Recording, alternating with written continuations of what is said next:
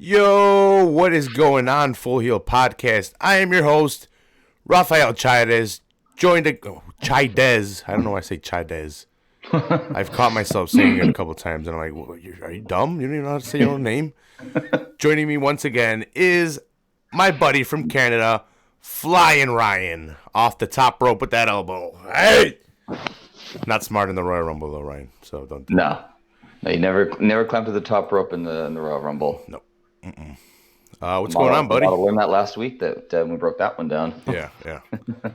No, just we're sitting over here and a bunch of 10 inches of snow. Oh shit! Easier for you guys to understand. Yeah, I would have said centimeters. People were like, "What the fuck's that?" Yeah, we got about 5 inches Friday. So yeah, we got our set up yesterday and just went all day yesterday, all through the night, and then into this morning. So it snowed Friday here. We got like 5 inches, and then the next day we had freezing rain, so it froze everything. Lovely. Yeah. So I took the snow out and everything, threw salt before that all happened because these guys were coming. I didn't want them to slip and fall and try to sue me. So yeah, that's But it's all. It is what it is. You get used to it. It's winter, right? Yeah, you take preemptive measures. Like I said, I shoveled the snow for like side house, our house, and then threw ice or salt for the ice. It's still cold as shit though, but. Did you debate going to the neighbor's house and then knock on the door and see if you can get some cash? My dad has a deal with him, so when my dad can't do it, I kind of just have to do it for free. So. Boo. I don't do it all. Fuck that shit. I'll do their front, but I'm not trying to get in their house and do their front steps. All right, you guys got kids, and you guys. Hey, while you're out there, when you're done, do you want to come in here and just sweep and mop, and then make us some stuffed peppers? Yeah, right. They're gonna put me to work. Yeah. Saw my pictures of the stuffed peppers. Oh, they look so good. They were, and next time they're gonna be even better for me and my nephew. I'm gonna perfect the recipe for myself. Maybe make my own salsa. I bought it made. Maybe I'm gonna make my own. Tell my mom how to make. Well, I've seen how she makes it. She just roasts up the tomatillos, the jitomates, some jalapenos. She like toasts them up so the skin kind of peels. They get vapored up. Yeah. And then she puts them in either in the blender or she used to do it by hand in the rock thing. We have the rock thing, but now it's more pesto. El molcajete. Yeah, that's what we call it in Spanish. Smash it all, eh? That's awesome. Yeah, we have that, and I could do it I need to start doing that, making my own salsas and like I make my own marinara.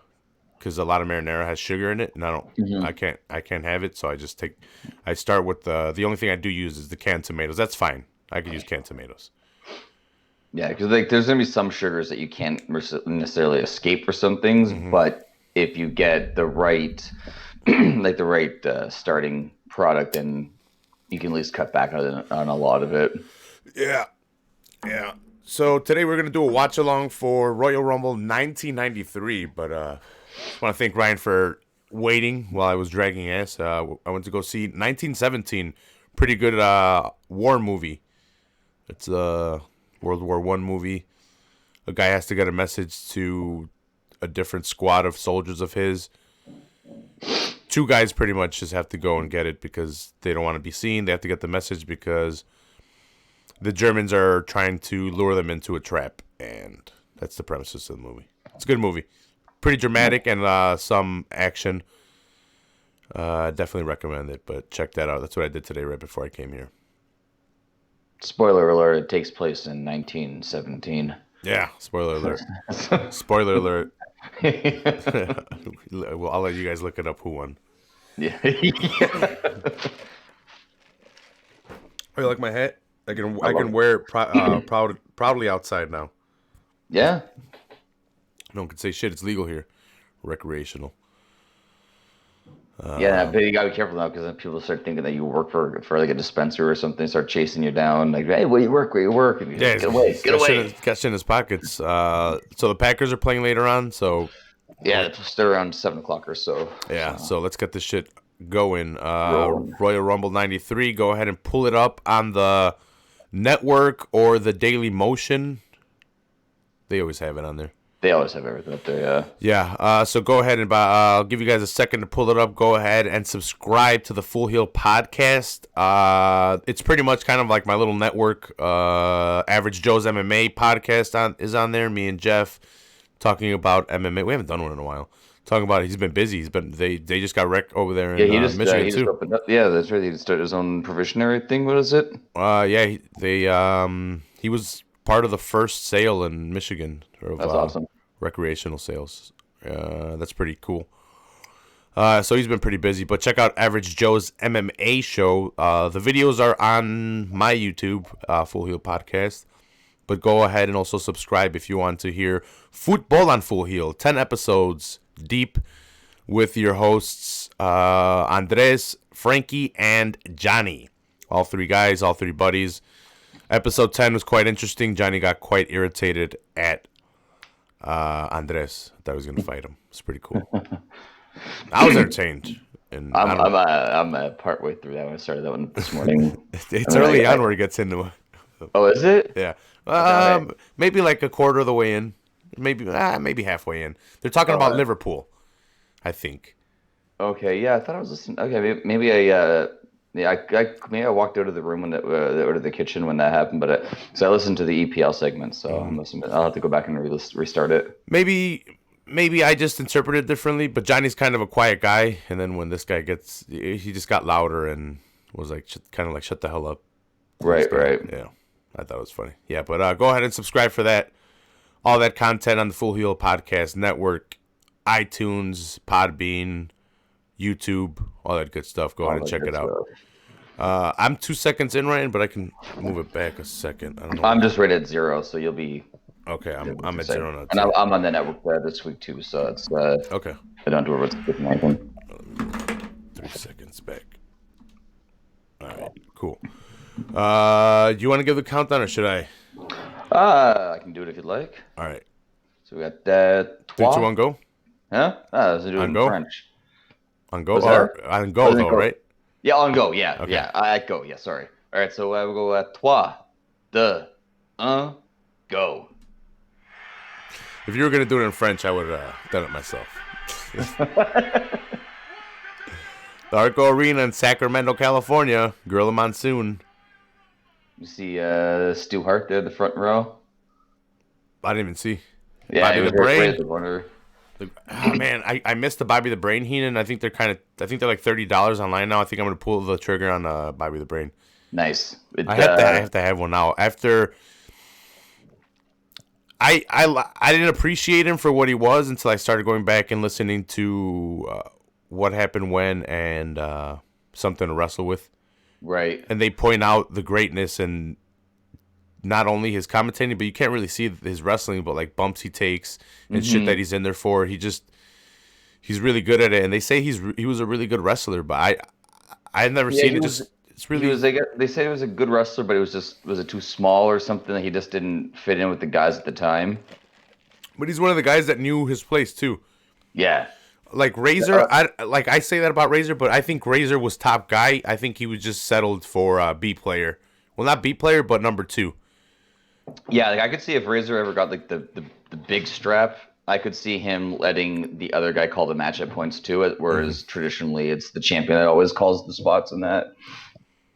But no, Bobby the Brain. I grew up listening to him or managing in the '80s, and then like watching a lot of those older stuff, and then into the commentary role, and he was always so hysterical. Like the way he would get Gorilla worked up. Would you stop? Like it was always so good. He was always so comical. Like, and I forget. I think it was in a book that I had read, but they were talking about how there were so many times when they were doing was it maybe like Superstars or something from back in like the late 80s when he had just started commentating, and they were putting the commentary over like a house show match because they would just do like all sorts of matches all across the country, and then they would just record it in the studio and then put it together that way. And there were so many times when the audience was laughing at Bobby the Brain Heenan's commentary, so they had to edit out the laugh. They had to actually edit out the laughs, so they needed him to be the heel. But the fans dug him so much. No, he's he's a fantastic announcer. That's what I've mostly known him for, and I guess Hmm. managing. I came more on the later end of his managing with Andre the Giant and stuff like that. I was too young. I came more in his commentating days in early WWF and the beginning of The WCW runs, The Monday or Night Wars. right? Okay, yeah. This beginning match, we have the Steiner brothers taking on the Beverly brothers. Was it Blake Bo Beverly and Owen Blake, yeah? yeah. I remember like these guys. I remember from like this era. They would they would always be against like the Money Incorporated, Natural Disasters, the Steiner. Like they always like Does these guys were anything all does they anything were say more '80s wrestling than these two guys? oh you know And like their attire, purple the pants hair, with the white outfit, stars, everything. Yeah, blonde mullets, both blondes, and they have the exact same suits or yeah. attire. Everyone's got a mullet in this match except for Rick. Yeah, he's got the headgear. Rick's like, I'm out. Hey, who knows under the headgear? He's probably hiding a sweet mullet. Yeah, that's a fair point. Sweet, sweet mullet.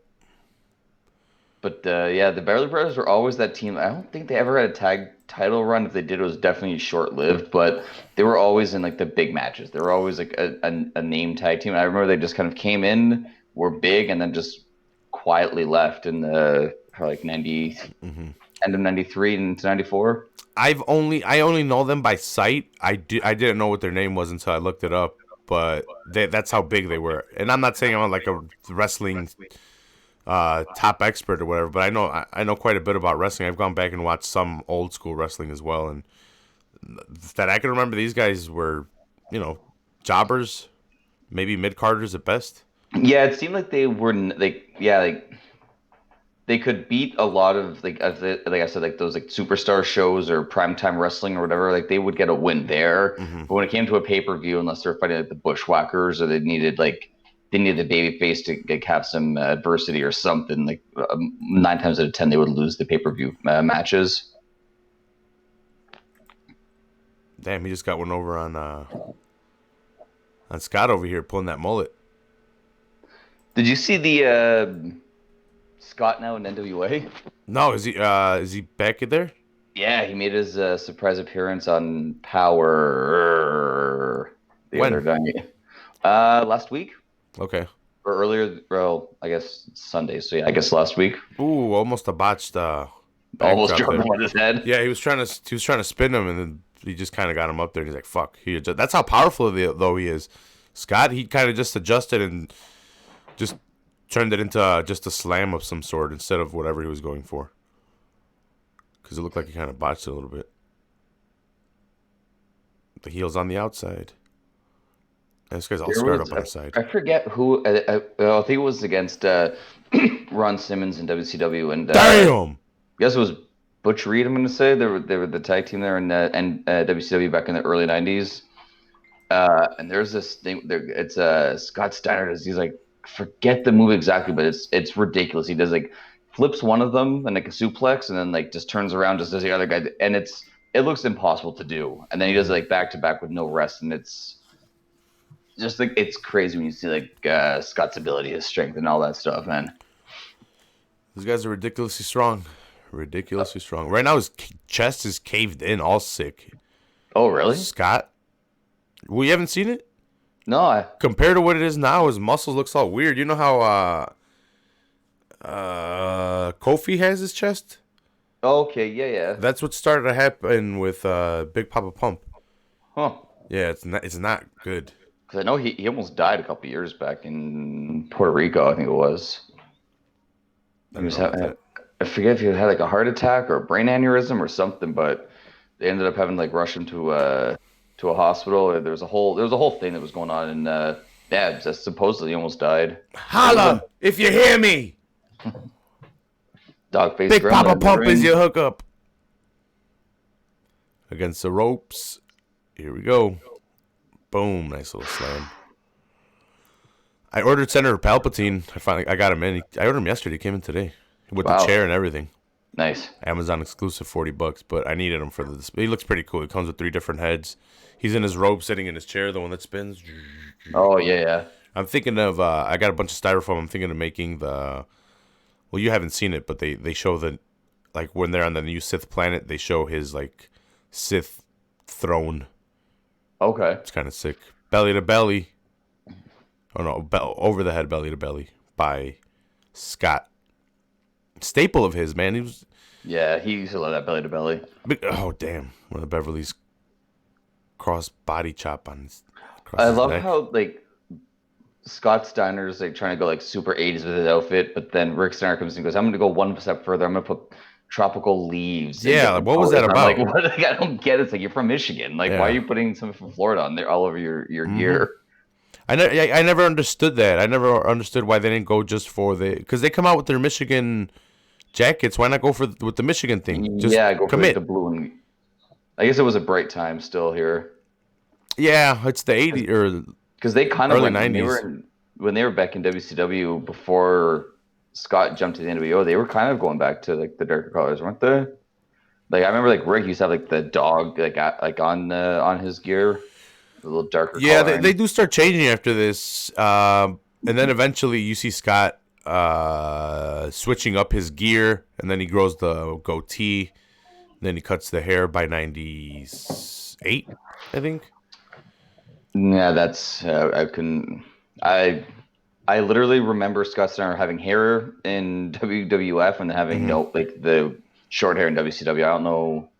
Like I know when he went back, I kind of remember like the goatee with the longer Yeah. hair, but I couldn't tell the No, era. because they definitely feuded with the NWO, the Steiners, for Yeah, the end of '96 because they were formed, and then through '97, and then Scott either turns late '97, early '98, and that right, but like late '97, I think that's when you see him start getting the goatee, starts getting rid of the hair. The outfits had right. started to change at this point. He starts coming out with like the white or silver and black. Yeah, but his even start changing more because at one point they do go darker, but they kind of go more matching. And then at one point, Scott kind of starts getting like silver and like white, and like Scott kind Yeah, of just that's sticks right. back and like, I'm not doing all that. Even though he's wearing fucking fluorescent leaves all over his fucking, all over his singlet right now. Yeah, but you see, Rick knew that he didn't have to use his gear to stand out because soon enough he was going to be a tag champ with Judy Bagwell, and that Hmm. was going to be like that was going to make him stand out. You know, Yeah. he didn't need the colorful outfits. Ooh, Walls of Jericho or Boston Crab. Sorry, gotta name it the right move. Only Jericho can do Walls of Jericho. And the He, line tamer yeah, he's the only one that back has in those the day. techniques. Yeah, because that remember I don't know if he did it as much in WWF, but I know in WCW Jericho when he would really arch the back and almost have Hmm. like his knee on the guy's neck. Yeah, yeah, no, and it's like the guy's neck was fucking getting cranked at that time, and he was kind of like cranking at the I back with. remember I like remember Juventud Guerrero especially could like in their matches would have like Jericho would almost have his knees like on the ground, Hmm. just arching back, and you'd see like I just remember for some reason Hoovy just looking like he's in like dire pain. So at this point, Rick isn't pissing on people yet, right? It doesn't seem like it.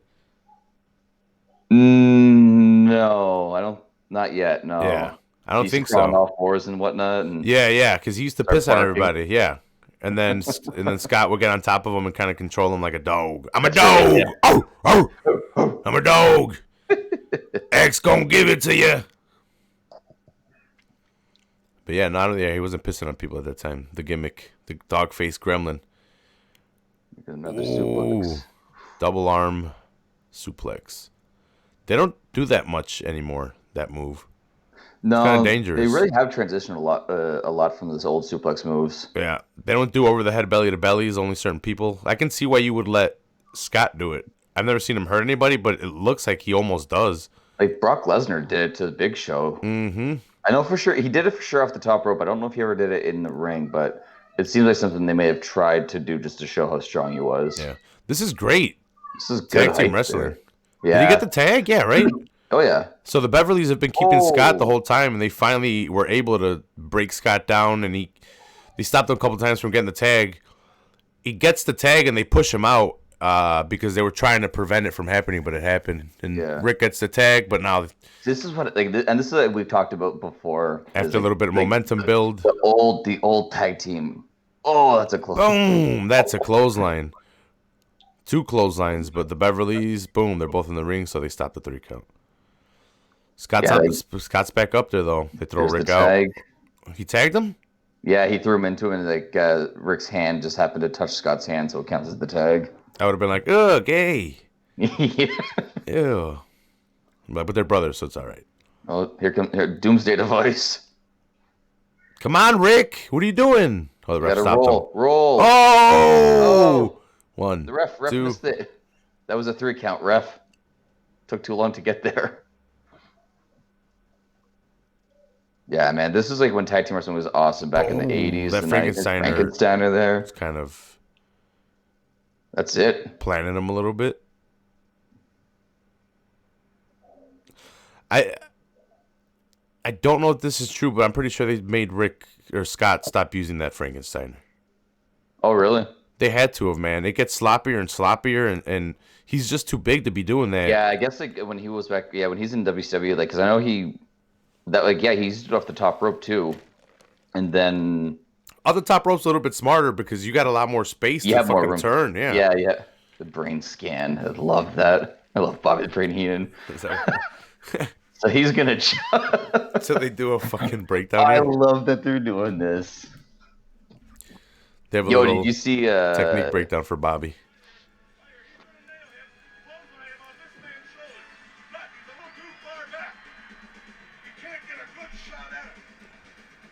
I wonder if my mic picks that up. It should.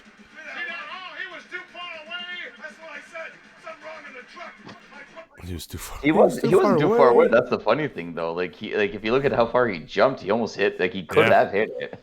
It was well timed though by Scott to duck. Damn man, that looks stiff. That Yeah, that looked rough.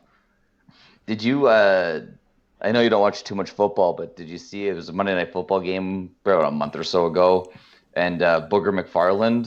is that a real name? That his nickname's Booger. Oh, okay. But he's doing like does like the analyst work, and he's like an idiot, right? Like, he's the kind of guy that says like, the Bears lost because they didn't score more points than the Packers. Like it makes no sense. His analysis is so dumb, right? Oh, is it that guy that said that the Titans and the Packers or something weren't gonna make it, and if they and they're one game away from making it to the fucking Super Bowl? Well, the Titans are done. He said they were 2 and they were gonna end up 2 and like 14, right? And Yeah, that's right. Yeah, I did see and that.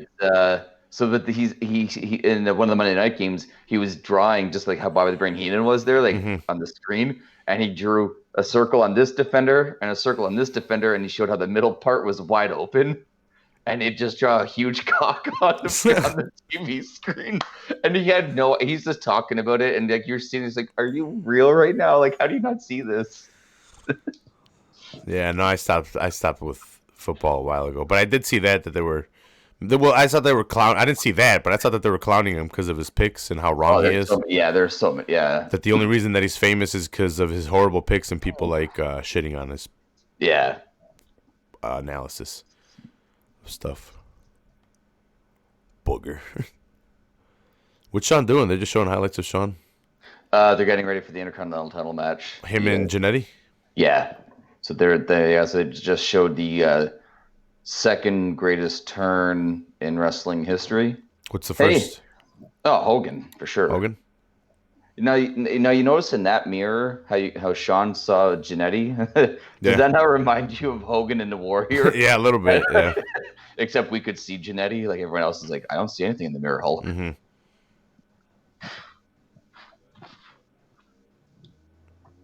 Yeah, I think it's around this time that Jannetty gets his Intercontinental title reign. Does he win it here? This would be a big win. I don't think he wins it here.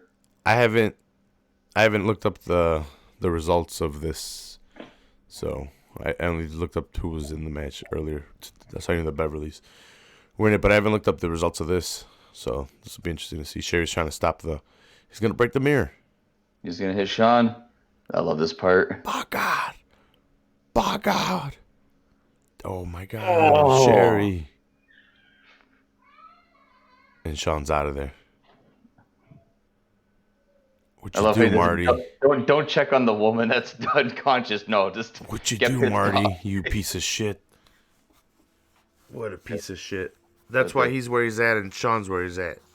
Yeah, because he fucking hit Sherry. Sorry, Shit. sorry, I'm emotional. I saw 1917. Sorry. Sean's Sean's also not going on Twitter taking polls to see if it's okay to sleep with his stepdaughter or his cousin or whatever, I think it was his step. I think it was his. No, or an I think it unknown was. Yeah, I daughter. think it was an unknown daughter because I think that's what the controversy was because it was a long lost daughter that he would have never known of because he would fuck That's chicks incest, everywhere. homie. Yeah, I was like, hey, dude, it's not right at all. Even if No. she's hot, dude. Like step, I don't know. You could find some kind of moral justification if you wanted to. It's still kind Although, of I mean, weird. if you think about like Vince and Stephanie, like Vince was like putting Steph in like the skimpiest she can get. It's He didn't entertainment, bro. care. Sex sells, bro. Oh, it does. What the hell's up with Marty Jannetty's outfit? This is so weird. He looks like a mixture of the Rockers and Zodiac from WCW. Yeah, it's like all white strings. Like, well, it looks like he's. I don't know what he looks like, to be honest. How would you describe this? Tassels. Yeah, Just right. Just like like I a know that I know tassel, tassel, tassel. yeah, like I know Vince loved tassels on guys back in the day, but that's extreme. No, Like this is ridiculous. it almost looks like it almost looks like those like a blanket, but someone took off the ones that were going vertical or Mhm. horizontal. They just kept the vertical stitching. Yeah, yeah. It looks like it's missing a lot. Yeah, it's And then we got the sexy boy right here, Intercontinental title. I don't like the teal. the teal strap. No, not a fan of it. I actually have a warrior with the teal world strap. Okay, yeah, yeah. Was that the one from the Royal Rumble that we with the Sergeant Slaughter that we did last week, or was that No, I purple? also have that warrior. I also have that warrior. That was a purple strap, and that was USA warrior. Right. USA.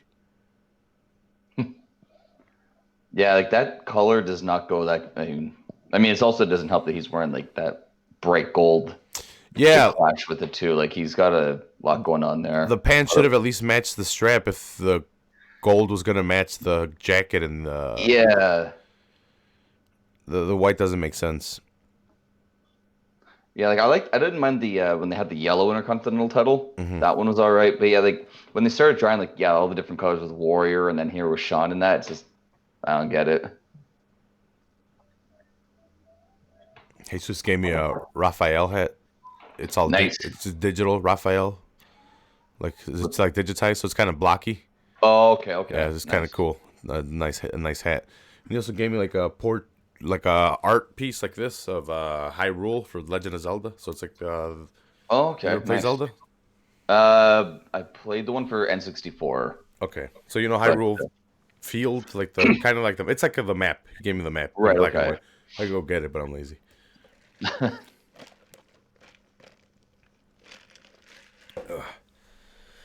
I haven't bought too many stuff. I had to buy Palpatine though because I didn't want to pass him up. But like I said, I want to buy a computer, so I've been saving up. Oh yeah, that's right. How's that going?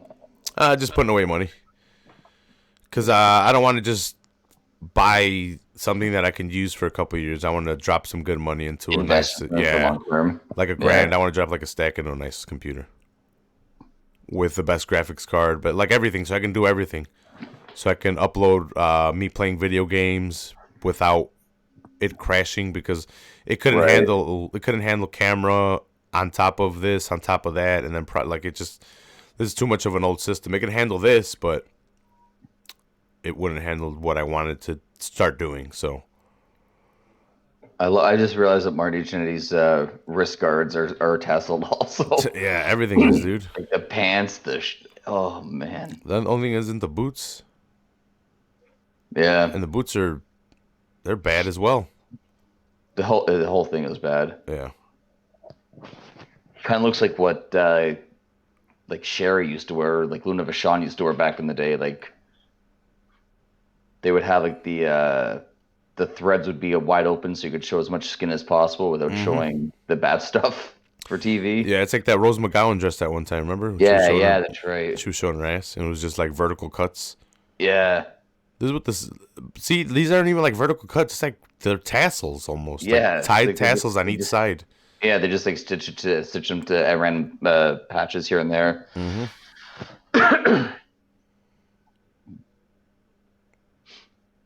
Yeah, yeah. I wonder Boom. Oh shit. like Marty Jannetty wasn't a bad performer. He just made bad life decisions. Like he Hmm. was like he was He's like, like Anvil was to the Heart Foundation. I think he was just a secondary member of the team. Dude, so the Conrad episode, they are dying laughing, him and Bruce, about the number of times that Jannetty is fired and hired and fired and Oh hired. yeah, that's right.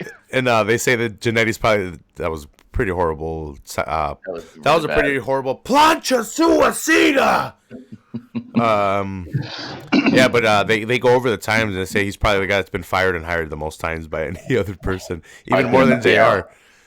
Oh yeah, I remember like he'd be in the middle of a big angle with Shawn Michaels back around this era, and then he all of a sudden Tatanka's in a match with Shawn. You're like, well, what happened to the Marty Jannetty story? And then like Marty Jannetty be back in there again, and then all of a sudden, middle of the angle, he's gone again. And as a kid, you don't really know what's going on, but then you find out afterwards, like, oh, okay, that makes sense. It's like about, I think, 9 times. I'm not gonna lie that they counted the times he'd been gone and come back, even if it had just been for like a one-off appearance. Like, cause he came back for later on where he had like some Raw reunion, like maybe the 15 years or something like that, 10 years. Yeah, I remember he came back also around WrestleMania 21 Was he when an entrant? Kurt Angle was fighting Shawn Michaels at WrestleMania. So in the build up to that, Kurt Angle fought Marty Jannetty, and he put the angle lock on Sherry. Like they brought back a bunch of like guys from Shawn's past and had Kurt take them apart, kind of thing. And that was like Marty Jannetty came out, and yes, this would have been probably like 2005. And you watch him, he's like, oh god, like he lost everything at that point. Like he was not the same person. So Jannetty just got his shoulder rammed against the pole, but he's holding the wrong shoulder. Yeah, you saw that too, eh? Yeah, so now Sean's working on the one that he was holding. Sean's like, no, it's like, I got this, don't worry. All right, that's the shoulder that hurt. Okay, cool.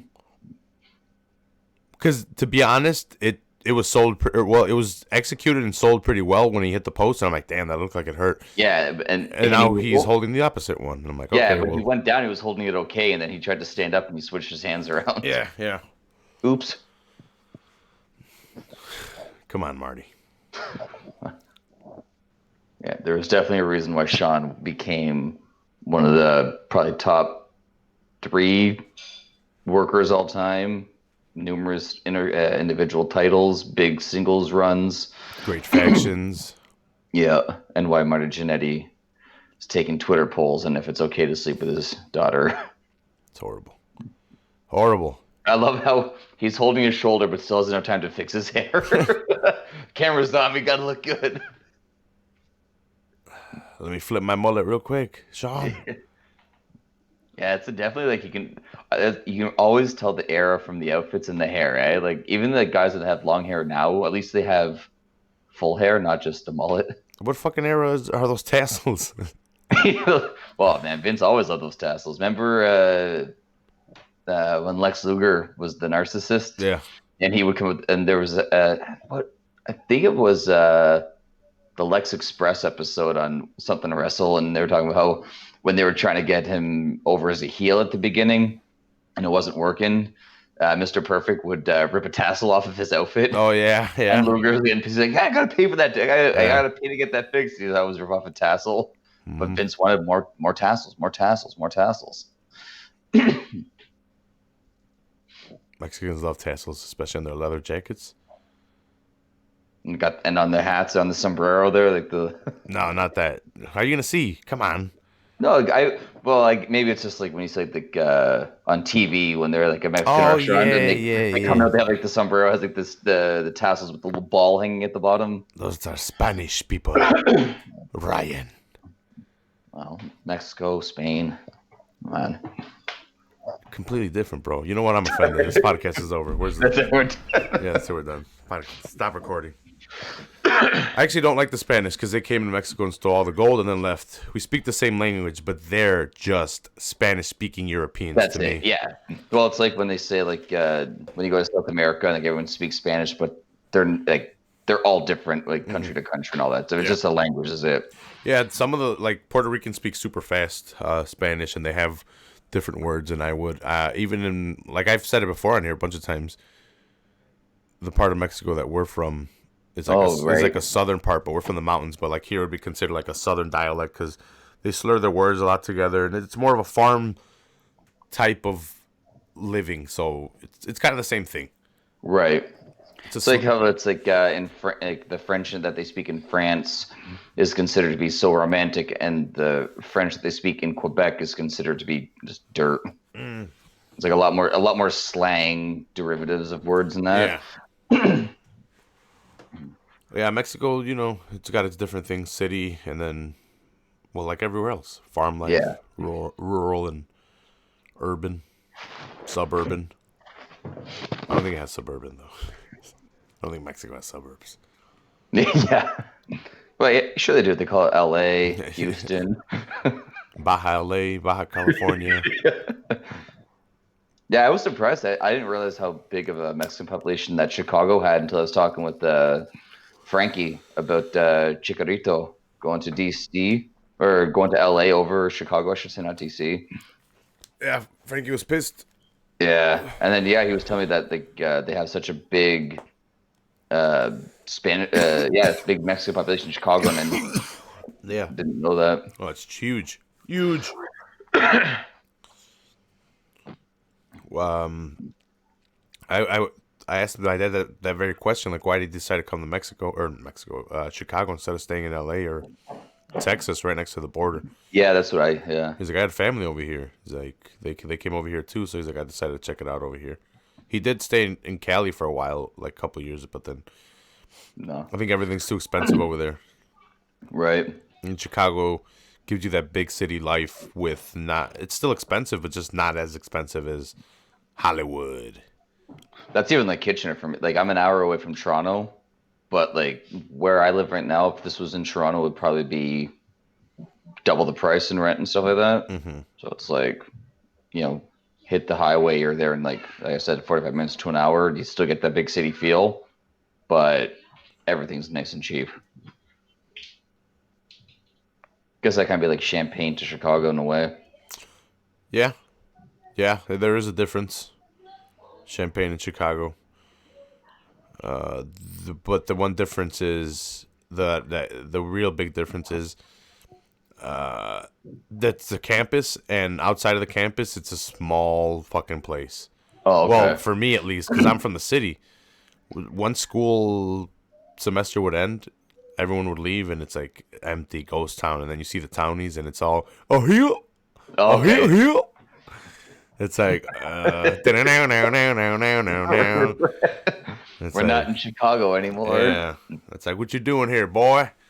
It's like, I was just going to school. The One of the semester's over, boy. Why don't you go back to your city?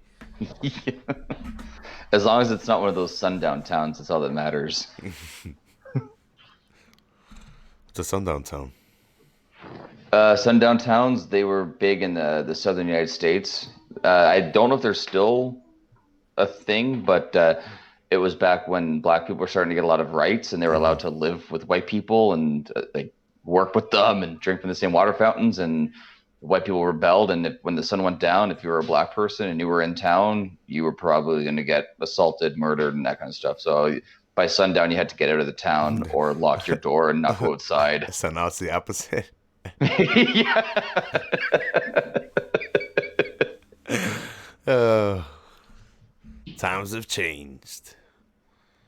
Yeah, I was watching. It was a documentary on Netflix. I was watching a few years back. It was like a thing on urban legends, and they were talking about sundown towns and how like a lot of urban legends started from there because it was spooky because the streets would all be like just like desolate. Hmm. So a lot of things started from those. Genetti's gear's all fucked up now. His boots are coming off. Yeah, everything's falling apart. Oh my God, Sherry smacked Oh. Sean. So the whole thing with Sherry was they were trying to see whose side she was on since Sean moved out of the way and Marty accidentally hit her with the glass. Because she came out by Yeah, herself, right? yeah. She came up by herself before you guys. Yeah. Uh-oh. Boom. Sean kicks out. Sherry's beside herself. Yeah, she's finally showing some emotion. She was kind of not showing not too much emotion, Oh, but now that she's decided she's against vintage Sean, HBK there. Yeah, the whip against the corner, Yeah, falling over the top. he changed that up after his back injury there a couple of years later, but On the well, coffin against the Undertaker in the first ever casket match. No, yeah, not the first ever, first but ever was against. well, he We had just one saw with it the other day. Kamala. He had one with That was Kamala. the one. That was the Was one. that the first one? Yeah. Because then he had the one with Yokozuna. Hmm. I forget what I was listening to, but they were talking. It was they're talking about a match around this time. I think it was Undertaker and Mankind were in it was Shawn Michaels and Mankind at an In Your House, and there was a casket on one side, and Shawn took the bump right off the casket like he was supposed to, but they were talking about the casket that Shawn was expecting for the match against the Undertaker he was going to be smaller, so because it was larger, they had to move it out of away from the ring more. Hmm. And so when Shawn went to do the spot, he was expecting it to be closer to the ring. He was going to go over it, but because it was so far out, he ended up smashing his back right off of it. Yeah. It was just by the size of the casket. Freak accidents, man. That's it. Yo, do you see Dave Meltzer shitting on Hell in a Cell? Recent Hell in a Cell? The Undertaker Mankind one. No. Yeah, he came out because someone called him out on was it Moxley and Omega's hardcore match, giving it 4.5. Mm-hmm. And they were talking about how that wasn't that good of a match and whatnot. And Meltzer replied on Twitter saying, "No, no, it was definitely it was a good match. It was a lot better than the Hell in a Cell, which was just two stunts and a garbage matchup." And then so Dave Meltzer just got destroyed on Twitter by all the fans in that Damn, Sherry just hit. with the shoe. Yeah, she just hit fucking Marty Jannetty with the shoe by accident. She was aiming for Shawn. No, but actually, if you go back and watch that, it's two great spots. But to be honest, there wasn't really a match. But a lot of those, like the Attitude Era didn't really have a lot of great matches. It had build up and it had like it drew in with like emotion, Mm-hmm. but there wasn't a lot of great matches back then. So I can't. But it's hard to say like what's a 5-star match. Like what stands out more? Something that makes you want to watch wrestling? That's a 5-star moment. I don't know if it was a 5-star match. No, yeah, like and I guess even in the history of Meltzer's writing, he's only given out 5 or 6 5-star matches to WWF. Like, because to be fair, how is that? How are you supposed to put on that crazy of a wrestling match and take those bumps and not sell those bumps? How are you supposed to take a bump like that and then get up and then start fucking flipping around and doing a Meltzer driver and then fucking hitting a frog splash out the top rope? Yeah, you can't do that. If you take a bump, you need to sell it. And like the Undertaker needs to be like, shit, he's fucked. And then Mankind comes back, all fucking all fucked up, and then you fucking beat him back down because he's crazy, and then you're like, is he fucking finally done? I chokeslammed him through the fucking cage, and then that you get the fucking win. It's not like I get it, it's entertainment, but he can't. I mean, and that match still went on. Like he still chokeslammed him onto thumbtacks. Still giving like that match. There was a lot more than people forget about because of those moments. And I feel like it's like the Shawn Michaels Hell in a Cell match with Undertaker. People remember for Shawn Michaels falling off the cage, off the side of the cage. They remember Kane's debut, but that match was good overall. But people don't remember the whole match; they just remember like a little bit here and a little bit there. Like it's hard to break down what really does make a 5-star match a 5-star match to me, because I watch a match, I think it can be absolutely phenomenal, and then you see Dave Meltzer gives it like 2 stars. Like what did you see that I didn't see? Look at the fighting going on in the back. Michaels wins, chases down Sherry in the back, and now all hell breaks loose. Yeah, he wanted an answer right from her. Whose side is she on? We got chaos here, Brain. I think I guess it's fair criticism, but like I said, to be fair, it's a different thing. Like it is, yeah. But like I said, like that was the Attitude Era, right? Like like think about the NWO, like that match with where Hogan turns. Well, that's a huge moment. But go back, if you go back and you listen to mine and your episode of on the NWO, which is in our archive. You can go back, and I even mentioned in the beginning because we usually break down matches. And when I came at Ryan, I'm like, hey Ryan, there's not a lot of meat on the bone in Mm-hmm. terms of matches. There's a lot of meat. There's a ton of meat on like there's fucking meals and meals of on moment. on the Like moments, yeah. yeah, we're gonna talk about a lot of moments, and it's Even gonna like the get it. matches didn't even have finishes. They were Mm-hmm. they had finishes, but they were like DQ Yeah. or count out. Like the Mm-hmm. guy, like the heel would just run away. But you remember those. Like when Yeah. Hogan turned, you like that was such a crucial moment in everything. And you're gonna say, well, the match wasn't that good, but okay, but the match wasn't good. But as a whole story, that was 5 stars as a story because now Yep. that chapter's complete and it's a holy fuck, what did we just see kind of Yeah. thing. Like I don't know exactly how Meltzer thinks. I'm understanding it more and more by seeing his critiques. mhm. And I like high spots too, man. I love lucha wrestling. I'm a Mexican Well, fucking look at Tony Schiavone. He hates the lucha yeah. because it's too fast. He Hmm. says there's not enough slowing down the paces. So it's like so to Tony Schiavone, he could see like Ray versus Eddie at Halloween Havoc Hmm. and be like, it's just too much. But to Dave Meltzer, it's well, that's a perfect Hmm. match. But So I it's like, also I enjoy high spots, but I also enjoy selling. I enjoy a yeah, great sell, and then when you combine the both of them, that's when you get something fantastic. That's when you get the Rocky Mayavias, the Stone Cold Steve Austins, the Shawn yeah. Michaels. And that's the thing too. Like when you see a guy like Stone Cold, like he has so many phenomenal moments. He's not the kind of wrestler that's going to give you like a Brett versus Shawn Iron Man match. That's not what Austin's going to do. But you have a drag out brawl. Like, you're Hmm. not going to want to miss that. You're not going to want to miss Triple H versus Stone Cold in the 3 stages of hell because you know that they're going to beat the shit out of each other. You want to see like not necessarily with the weapons, but you know it's they're going to beat each other. They're going to get to the outside. They're going to rough each other up there too. Like that to me, like that's a good match. Like that's what they're selling the way they sell. They're telling their style of story. But Dave Meltzer's like, well, it's about 3 stars because didn't have this or didn't have that. And it's like, okay, that's fair, but I don't know. I get it. It's all about opinion. Yeah. And sometimes he doesn't cut the WWE slack because they haven't worked with him to the. And I don't think that's fair. And listening through podcasts, you kind of see it because Conrad Thompson, he's a Dave Meltzer fan, Mm-hmm. but doing the podcast with Bruce Pritchard, you kind of start seeing where the line is blurred and Well, where it's facts funny are made because up and Bischoff hates him, Shivani hates yeah. him.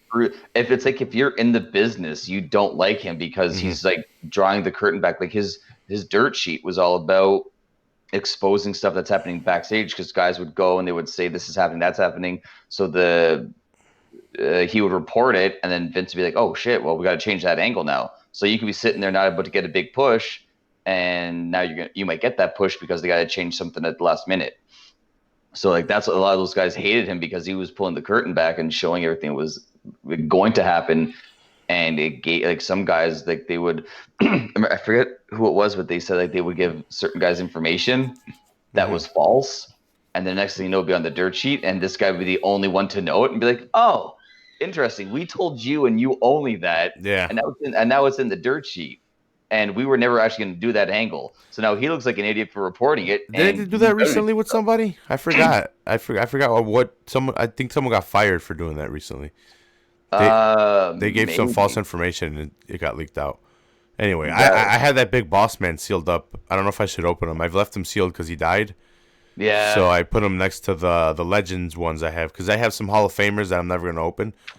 I don't have his Hall of Famer because they're like Hall of Fame boxed, like exclusive Target ones. He wasn't. Okay. He was like a network spotlight where like Oh, right, right. they released him like this. Like they did one with Stone Cold with when he was with the $1 million belt. It was The in that like a remaster. black. It was like a red and black packaging. Yeah, I remember that. I almost picked that one up because I I didn't. regret not picking it up, Yeah, me too. but I kind of want to open this big boss man because he comes with cool accessories. I think glasses and a nightstick Right. Yeah, yeah. and handcuffs. Can't forget the handcuffs. This is when he was still. Look how big Bossman was here. Ray trailer. Yeah, when he comes back in '98, Hmm. uh, he's a lot thinner. Yeah, A he's lot, pretty a fat lot, here. and the problem is like he was a lot thinner when he came back, but he was older and had so much wear and tear that he couldn't be used properly the way he was in this run. No, because you guys are putting on a good match. They're moving fast and Yeah. taking bumps. Bam Bam, 13 years ago today, we lost him too. It's sad because you could see how unhealthy they are. Mm-hmm. Like And it's not good fat. no, it's There's no not. such thing as good fat, but like these guys can move, but I think it was a detriment to their own health being that big and that strong because they're like, fuck it, I can carry the weight. I'm gonna put it on. Yeah, like, and when you and this era too, when you had a specific look like Bam Bam, Oh, dude, how did that not hurt? oof. Me having back problems, that shit. When you see him how go that speed too, like Yeah, that shit would have either whacked it out of place or whacked it back into place, depending on yeah, how I was at the time. yeah. But like yeah, like Bam Bam when he comes in here with the flames on his head, he has to be a heel. So they have to like bulk him. If he's gonna be a heel, he's got to work with Hogan. So he's got to look. So Hogan says, you know, you're gonna work with me. You got to be bigger than me. I can't be the face and beat up some scrawny heel. Like I got to fight the big guy. So then these guys would get bigger and bigger for an angle. And then when that was done, all of a sudden now I got all this weight on. I'm a big guy. People didn't see me this way. Now I'm stuck like this. Yeah, you can't win by count out. Hey, Ryan, I'm going to go get a coffee real quick. It's right out here. Yeah, no worries. Commentate, bro. Take over.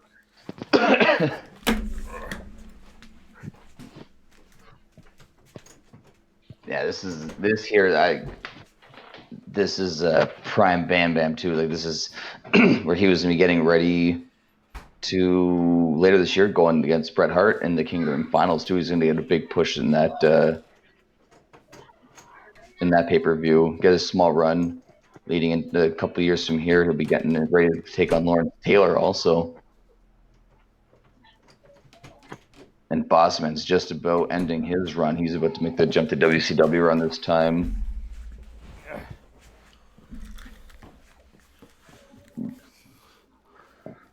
And I am back!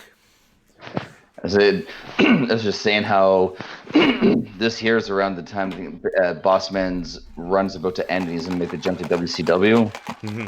I'm not sure, was it 93 or 94 when Nitro debuted, but he was the first main event on Nitro. The Guardian Angel? Big Bubba Rogers. Okay. Where was he the Guardian Angel? I think WCW. I think that was when he first jumped. And they were trying to figure figure out out they when he first went to WCW, I think they were trying to figure out what to do with them. That was a horrible angle.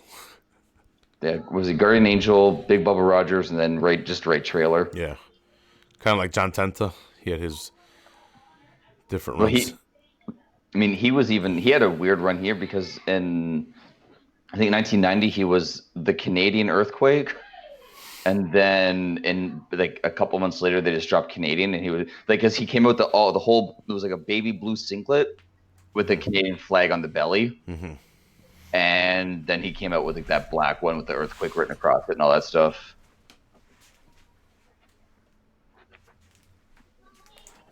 Look at that, Ryan. See that? Oh, you got proper 12? What? Little old me with proper 12? Yeah. And did you finish that in 40 seconds? No. I still have some actually. It's part of my collection now. Can you see it? Nice. Was it good? I don't know. I don't really drink too much, but I had some. I guess it's alcohol. How good is alcohol? Yeah. I'm not too much of a drinker. I'm not. Yeah. Whenever someone says like, oh, like this whiskey's like that, or this vodka's like that, or this wine's, I'm like, I don't know how to tell. It's a big bottle. I don't know if you can get in different sizes. Pretty sure you can. My buddy Nero, he was over yesterday. Shout out to Nero. He always comes over and he always brings gifts. Usually alcohol, and he leaves it here. And he's like, just leave it for the studio. So I have like Glenlivet, like a badass whiskey that came with like in a packet with like glasses. So he's brought like a couple of those liquors that come with glasses. Yesterday he brought proper 12 in the big bottle too. Yeah. We all just out of respect had some yesterday. Oh, the kids are watching the Royal Rumble too. Yeah, it's like the bossman does a big move and the kids react. I love when they sync up like that. Are they doing the watch along? Well, I don't know what's going on out there. I'm a little scared to ask. Shout outs to young Monop Films on YouTube, dropping comments. If you're joining us, me and Ryan are we're doing a watch along for Royal Rumble 1993. Right now, we are watching Bam Bam and Bam Bam take a nasty suplex. That was not a good suplex. He's like he got onto his back at least. That could have went really bad. Yeah. I wonder if Bossman actually did hurt his back on the ring at all. It was believable. I mean, I know that the Bam Bam is working it, so he could be selling it, but at the same time, like that suplex, I mean, he looked like he couldn't get him up at all. Yeah, that looked like it was an unsuccessful. Let's drop to the side suplex. This is not good. Abort! I forget who it was, but there was someone. I don't know if it was recently or if it was on a podcast, but they were talking about someone had hurt themselves and they were trying to get out of the match, and the guy just thought they was lying. So they brought them back in the ring, kept on working them, and the guy just would no sell the whole thing. I don't know. I can't remember what it was, but there was someone he hurt his back outside there. Oh, I think it was I want to say it was Dean Malenko. Dean Malenko had hurt himself, or he was in a match and he got hurt or something. Yeah, and the guy thought that it was all part of the angle, so he started working on his back. He's like, "Dude, I can't move. Like my back, you got to help me get into the ring. I'm hurt." Well, I don't know if you watched the fight yesterday. Macy Barber fucked up her knee, and then the bell rang, and then she was walking to her corner, and one of the guys starts pushing her to start the fight. Oh, was she hurt to start the fight? No. Okay. I didn't see that fight. I was just asking. I think she heard it while fighting Roxanne, and like on one of the jabs, she punched her, and while she went to the floor, she held her knee like But the bell rang, and in between rounds, one of the guys that works like in ring shit or whatever, like kind of started like scooting her towards and she's like, "Stop pushing me! Like don't fucking push me! My shit's fucked up." Oof. Yeah. So. And she kept going though too, eh? Was that a decision loss? Yeah, I think so. Yeah, I'm surprised with that Roxanne pulled that one off. Jiu-jitsu. I remember her from Ultimate Fighter, Tate Rousey, and she was so goofy. And I remember thinking, like, this girl's not a fighter. And she didn't do that good on the show. But like, she's had a career. Like, don't get me wrong, she is like legit. And there's that thing we watched the other last week on the first Raw. Yeah, we got Razor attacking Owen. This is probably my favorite Razor outfit. Yeah, the black. Yeah, the black with the gold razors on it. The black trunks with razor blades on it. I also like the green. I don't know how much you use the green to not too much. I like the pink. I like it because you could pull that off. Mm-hmm. But like seeing Roxanne still doing her thing back in UFC and all that stuff, and then upsetting Macy Barber is pretty impressive. Yeah. Took that O away. No longer undefeated. Speaking of taking things away, is your girl gonna be having her tortillas taken away? Who? Alexa Garasso. She better, man. So I'm being biased. I'm being biased because I really like Alexa Garasso, and I'm gonna take her for what she's said. And she kind of came out and just said, "Look, hey, I missed weight. I'm not blaming it on my period. I'm not blaming it on the flu. It's something that I should have. That me and my team have talked about, and I should have done maybe a couple fights ago. I'm still growing. I'm young. My body's still developing, and I should have moved to 125 maybe a couple fights ago." Oh, she did say that. Yeah, and she's moving to 125. So like because it's funny too, because like you see like some girls like Paige, they get a little surgery, so they decide, well, I better jump up in weight class. Mm-hmm. Then you see other girls that have certain surgeries that decide that they want to keep fighting in that same weight class. And they come in. I'm not saying that Grasso obviously hasn't had anything done like that, but she doesn't have huge tits. If that's what you're trying to say. What's that? She doesn't have huge tits. If that's what you're trying to say. Yeah. No, but like it's funny. Like I don't understand when you see the girls that want to get like the boob job, but they want to keep fighting at the lower weight classes. Yeah. You're putting weight on your body. You're either going to kill yourself in your performance, or you're not going to make weight, and your fight's going to get scrapped. Yeah. Like if you're going to have certain, and that's the thing. Like at least like I was saying with Paige, she was able to jump up, no problem. But then you see like the other ones, I don't understand like why they try to fight at the lower classes still. It's Yeah. like just move up, or Yeah, no, even weight classes in general. Like if you are noticing like for like she's saying she wants to go to 125 because she could make that weight, good for her, because there's too many fighters that say, oh, I didn't make it this time, but next time I'll get it, next time I'll get it, next time I'll get it. Yeah, no, and like she's visibly bigger than Claudia, and Claudia has not necessarily struggled, but like she drains herself to make that weight, and she does, yeah, clearly bigger than her, like taller, and Garasso's got some fucking shoulders on her. She's got some muscle on her. Well, even Connor, man, did you see that they were showing Connor in 2015 and Connor in 2020? So when he went from 145 and how he was just like death, and they show him now and how healthy he looks, and just how natural he looks. Like he's not overweight. He's still got some definition, but he actually has like life to his face when he's in the weigh-ins and that. Like, dude, can you see the machismo just oozing off this guy? Just look at oozing. Oh, this is one of the best breads, man. These coats. Eventually he loses this and comes out to just the regular black leather. How much would you pay for this jacket? Is that the one that the Jacques stole? Jacques Rougeau? Is he the one that stole it? It was not. No, it was Pierre Carlo Lat. Oh, okay. No, I think it was the. I think that was his leather coat that he stole. I might be wrong because it was. Oh, it's a couple years later after this. Go razor. How much would you pay for one? Not necessarily one of his, but like. How much, for a coat like that? Yeah, like a remade one for you. Oh, I couldn't even tell you. Like of course, a Brett one. Brett one, you're looking at like 10,000. Yeah, exactly. I don't know. Like I don't even know how much coats sell for. I wear hoodies all the time, no matter. Or like my jean jacket was like $30. So like. I don't know. I'd say probably 500 maybe for like a replica if it's not like true leather or something like that. Because I have a nice true leather jacket that I like, and I have a hard time. Are you trying to sell me something right now? No. I have a hard time finding leather jackets, and mine was, or just jackets in general. But when I found this leather jacket, it was $200. My parents got it for me as a going away gift when I was leaving. They're like, "Good, get out of here, go to your way." Little did they realize I'd come back and haunt them forever. You just knock on the door one day with your box. I'm back. Yeah, I'm back. They fired me. You can't get fired from school. Yeah, something I did. Brett putting the glasses on the kid. But no, like that jacket fits really nice on my back. But the thing is, it's real leather, and it's super sturdy and super fucking heavy. And it was $200. So leather jackets are expensive as fuck, especially good quality ones. Kid. Boom. Toothpick. I would have picked it up. Yeah. Picked it up, put it behind your ear. Yeah. And toothpick and the glasses. 2 souvenirs. There you go.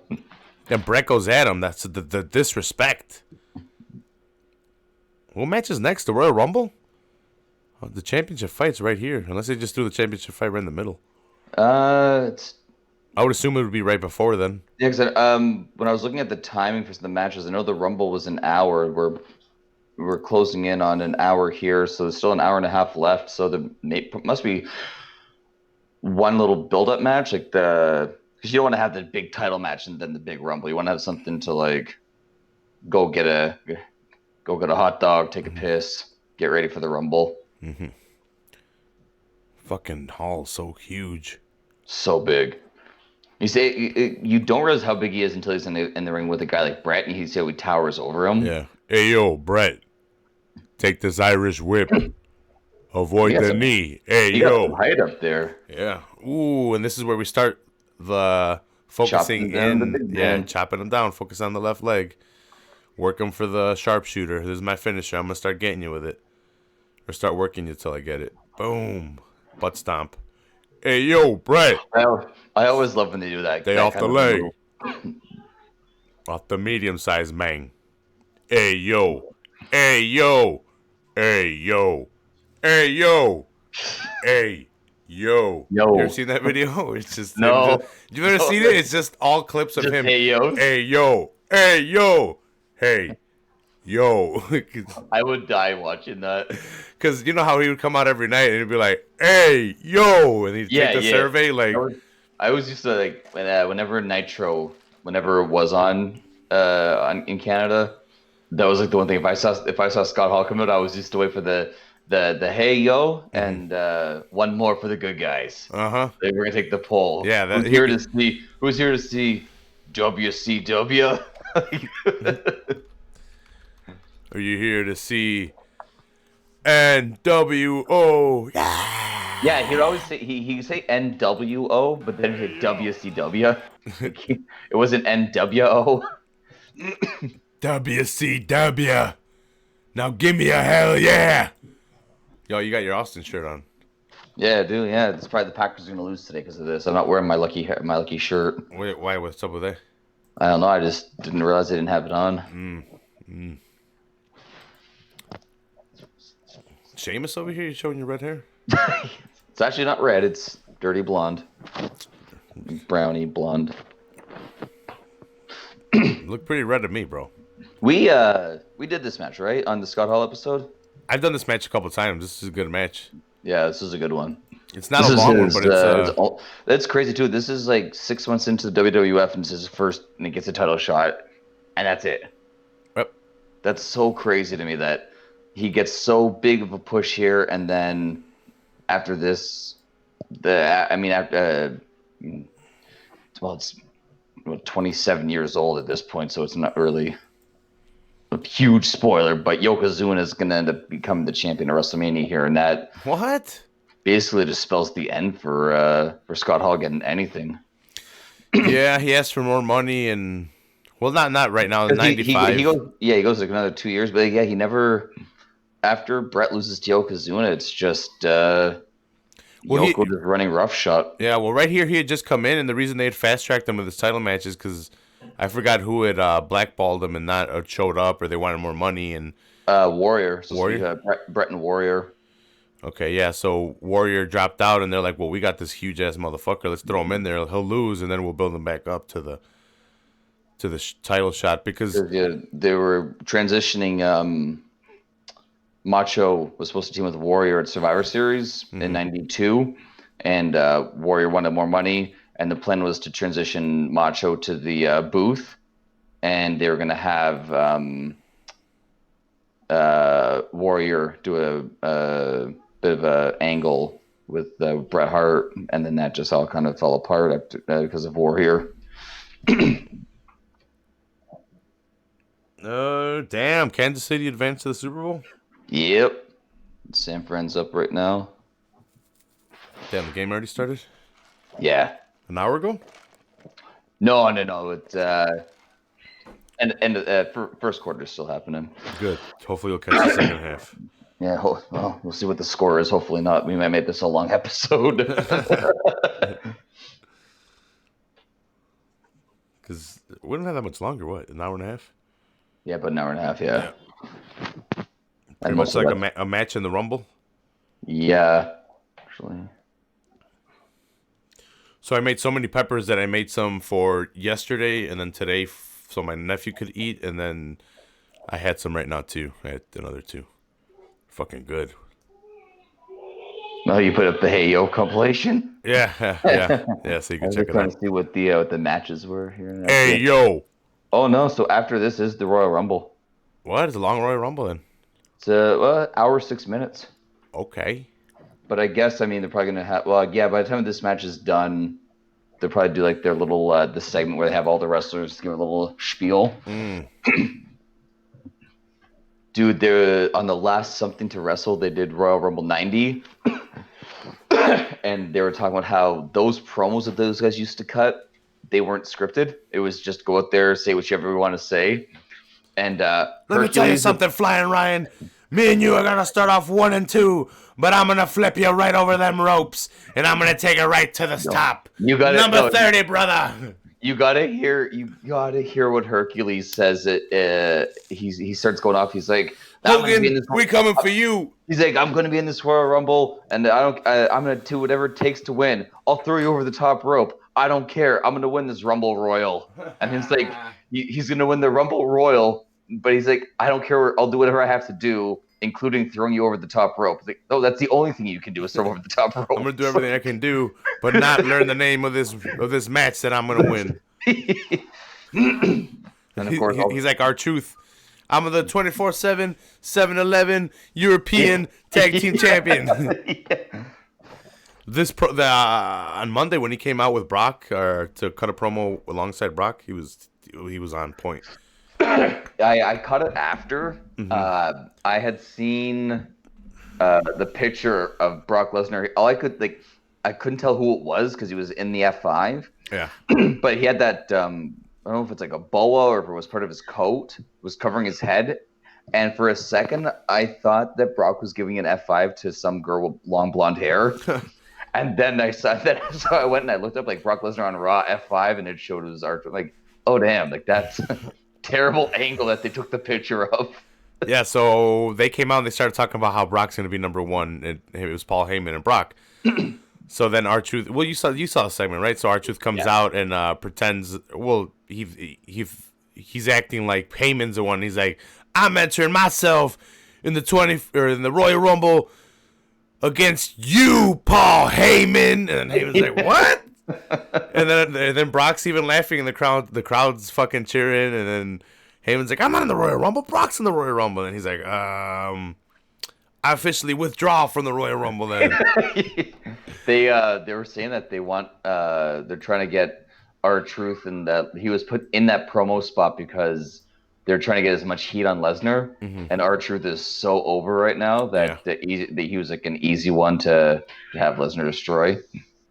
And I guess according to the rumor, Triple H is trying to convince Vince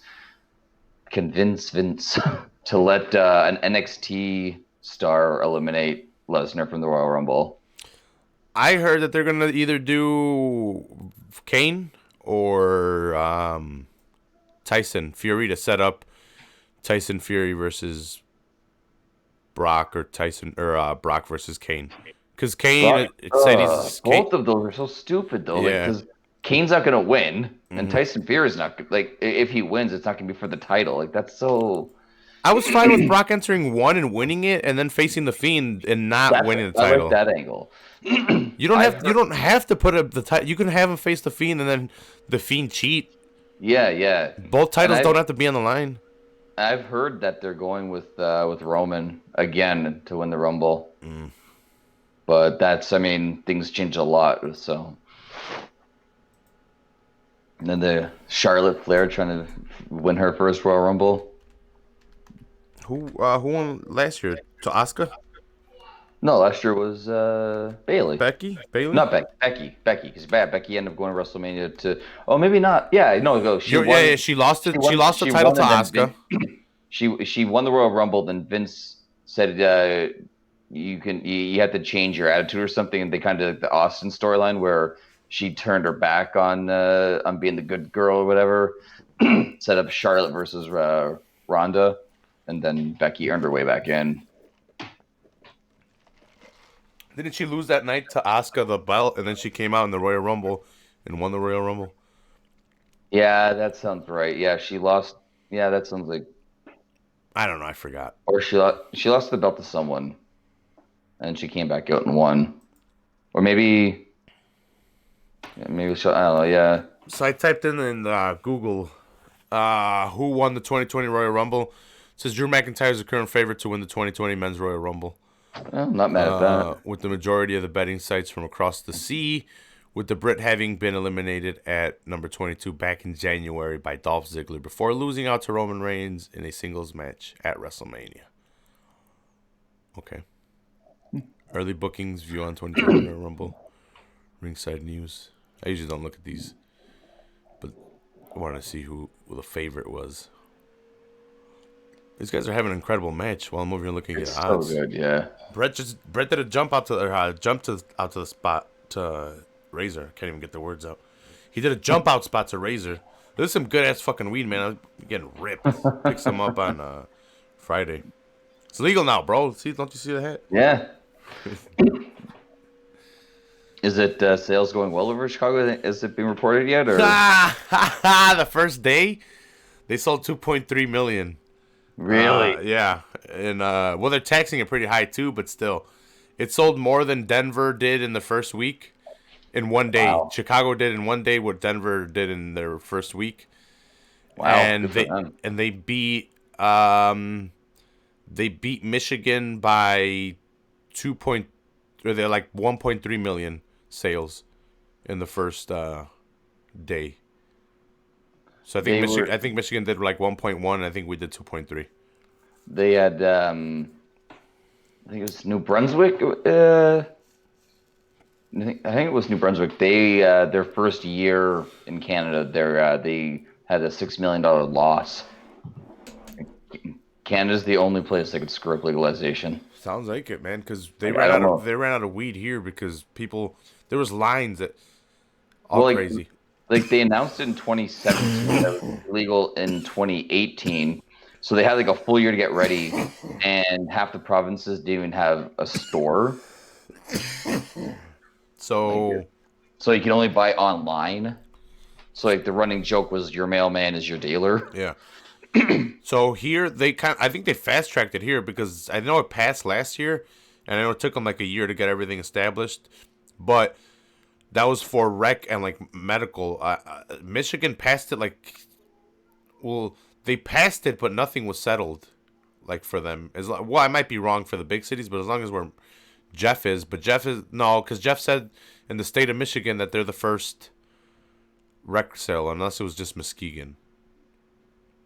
Yeah, because I know that like Montreal, they had like lineups where they had to tell people like, listen, you're probably going to get cut off here. We're not going to be able to serve. Like you'll be after our closing hours here, kind of thing. Mm-hmm. And then on like Toronto, not a single store. So it's like one major city has a store, one major city doesn't. It's like how like I know there's 5 here in Chicago, and I know more are getting licensed and going to get licensed. like edibles just got passed in Canada last November, and I think they said that they're only doing 10 milligram It doesn't work dosages, for me. which just sounds like like they're just I don't know. I haven't looked it up, but it seems like that'd be such a waste because then you're gonna be looking at so many people are gonna have to buy like. I mean, the government doesn't care, right? Because people are Yeah. gonna be wanting to buy, so they're happy. But Razor, just like such a stupid like you see Razor? He tripped up. He spun, tripped up Earl Hebner, so he couldn't yeah. get in the sharpshooter. No, so like I don't get excited over edibles because either it's I'm fat and I have a metabolism something, or I smoke too much weed and I need a lot of them because it's already fat soluble, so it's already in my Right. fat, and I'm already burning a lot of weed in my system at all times anyway. So I think the milligram or the what is it? Yeah, it's milligrams, right? Milligrams, yeah. Yeah, I think the milligrams that I've had in the edibles have been pretty low, and low for me. I'm not saying low for other people. Right, yeah. So like I think I need close to 200, or maybe like I think I need 100 to 200, and I want to see. But so my guy showed me a nerd's rope, and he's like, it's 100 or no, it's 400 milligrams the whole rope. I didn't know that at first because he's like, hey, I got this too. And I'm like, dude, I don't know. I'm like, edibles really don't do it for me that well. And he's like, this is 400 milligrams, dude. I'm like, what? And I'm like, let me see. He's like, yeah, just eat the whole thing. And I'm like, I'm actually thinking about doing it, buying a whole rope, Right. and doing a podcast where I just eat the rope and then start podcasting and Just there you go. see what Just happens. see what happens. Yeah. And Razor, here we go, calling for the edge. yeah, one of my favorite moves of all time. Hey, speaking of edge, he's supposed to be coming back, eh? Never gonna stop me. Never gonna stop me. That was a song at one time, right? Yeah, Rob Zombie. Mm-hmm. You think you know me? That was another one. That was his Then first one. then they put them together where they just like took the you don't you think you know me, and that was like just the intro. Yeah. And then they would roll it into like his other ones. Like I think Alter Bridge, when they did that his last theme song didn't have that. I think that was just his regular, just the regular song. Speaking of Canadian wrestlers, R.I.P. to one of the greatest Canadian wrestlers, Rocky Johnson. He's Canadian? Pride of Nova Scotia. That's crazy. I was watching old school highlights of him, and it's funny because you can see where Rock picked up a lot of his mannerisms. He's definitely developed them into his own. But it's like, wait a minute, yeah. It's like when he was doing that, I forget who it was, but he was doing he was boxing, and he was just doing like the Muhammad Ali, like the quick feet, Yeah, and it's like da, da, da, da, and then they start but doing like the he did the people's elbow thing that The Rock does, the side to yeah, yeah. side, because The Rock would take off and throw it, and then off the ropes, off the ropes, off the ropes, elbow, And because people's it was elbow. and being that it was a different time, they didn't necessarily say so and so's kid. So there's the Rock that put out that tribute to his dad, and it puts out the 30-second clip, and it shows Rocky Johnson in the ring with Tony Atlas, and then it pans it to the crowd, and it's like a 12 or 13-year-old Rock sitting there with his big afro. You can see where he got the Rocky Maivia hair from. Yeah, you ever seen The Rock in one of his pictures where he's 15 years old, but he looks like a grown ass fucking man? Oh yeah, yeah, he has like the mustache coming in. I think The Rock even says he made fun of it saying I look older here than I do now. Dude, he looks like a man, and he's like 15 years old. He's all jacked and like his underwear. That's his second best picture. His first one is the one with the fanny pack. Yeah, that one's hilarious. That's so good. So Brett gets he liked developing the sharpshooter approaches. So this is one that you kind of don't see anymore. He kind of locks it in from a figure four position, but angles it and then flips over. That was kind of reminiscent of how he did it with Mr. Perfect. Yeah, to win the Intercontinental title. But it's been said that Brett liked developing ways of getting the sharpshooter in differently. Yeah, he always had to try and figure something different out so it wouldn't just be the same old, same old. Especially with pay-per-views. Pay-per-views, you want to do something special. You don't, like, if you're doing it on a house show, like, just you can snatch it up however you want. But Yeah, pay-per-view, more eyes on you. You want to put it on a show for the people that are paying a little extra. If they never make another Bret Hart figure, which that's impossible, I'm covered. I have the $30 figure. You have them too. Instagram, yeah, Instagram. I go through some like old collectors and just wrestling figures in general. Like, and there you got some Bret Harts. I'm looking at they kind of like this one here, like the pink coat. They have ones that all pink gear, all black gear, the mix pink pants or black pants, like and all kind of, like. And there's some like, did the kids need to eat dinner this month or can I? And I see some like the old WCW toys, like where I don't know if you know like the old I think it's JLP WWF figures. They were just like one big piece of rubber. LJN. Is that what LJN? Yeah, I recently saw it on Netflix. They have the toys. Yeah. Okay. Yeah. It's the LJN. Yeah, because I had two of them. I had Macho Man and Hogan. Yeah, I had a bunch of those when I was younger. But when they WCW put out their first line of toys, they were smaller than that, and instead of being rubber, they were just hard plastic. I had Sting and Lex Luger, and it sucked because at least with like the rubber ones, you can move them a little bit. Yeah. But the hard plastic ones, they'd be like this. You'd be like, he's gonna punch him, and you have to like angle him like, like it was so bad. So what happened? But that sucked though, because the more you made them punch them in the rubber ones, they would start tearing at the. Yeah, like the arms would start to like break off. Yeah, and, yeah. I had a one-armed hillbilly Jim. I wish. I can buy them, but they're like $40 a figure.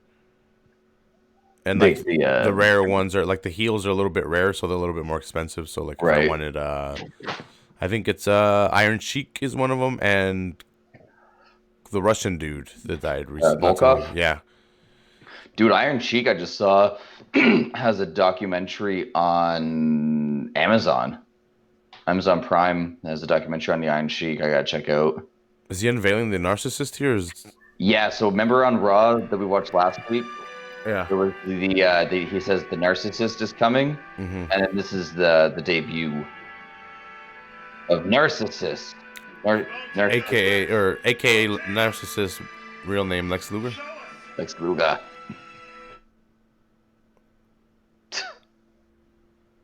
He is fucking ripped. Yes, he is right. It is right. So do you blame him for the death of Miss Elizabeth? No, I hate when people say like he did. Like, there's so much like, especially like the people from the 80s and early 90s. There was so much drugs and alcohol, like crazy. Like, didn't matter. Like, it could have been. She could have been with Macho, and it probably would have happened also. Like, it to me. Look at the tassels. Look at the ass tassels. Looks like he Yeah. has a tail. Yeah, it does. He could definitely get some dingleberries on there. Yeah.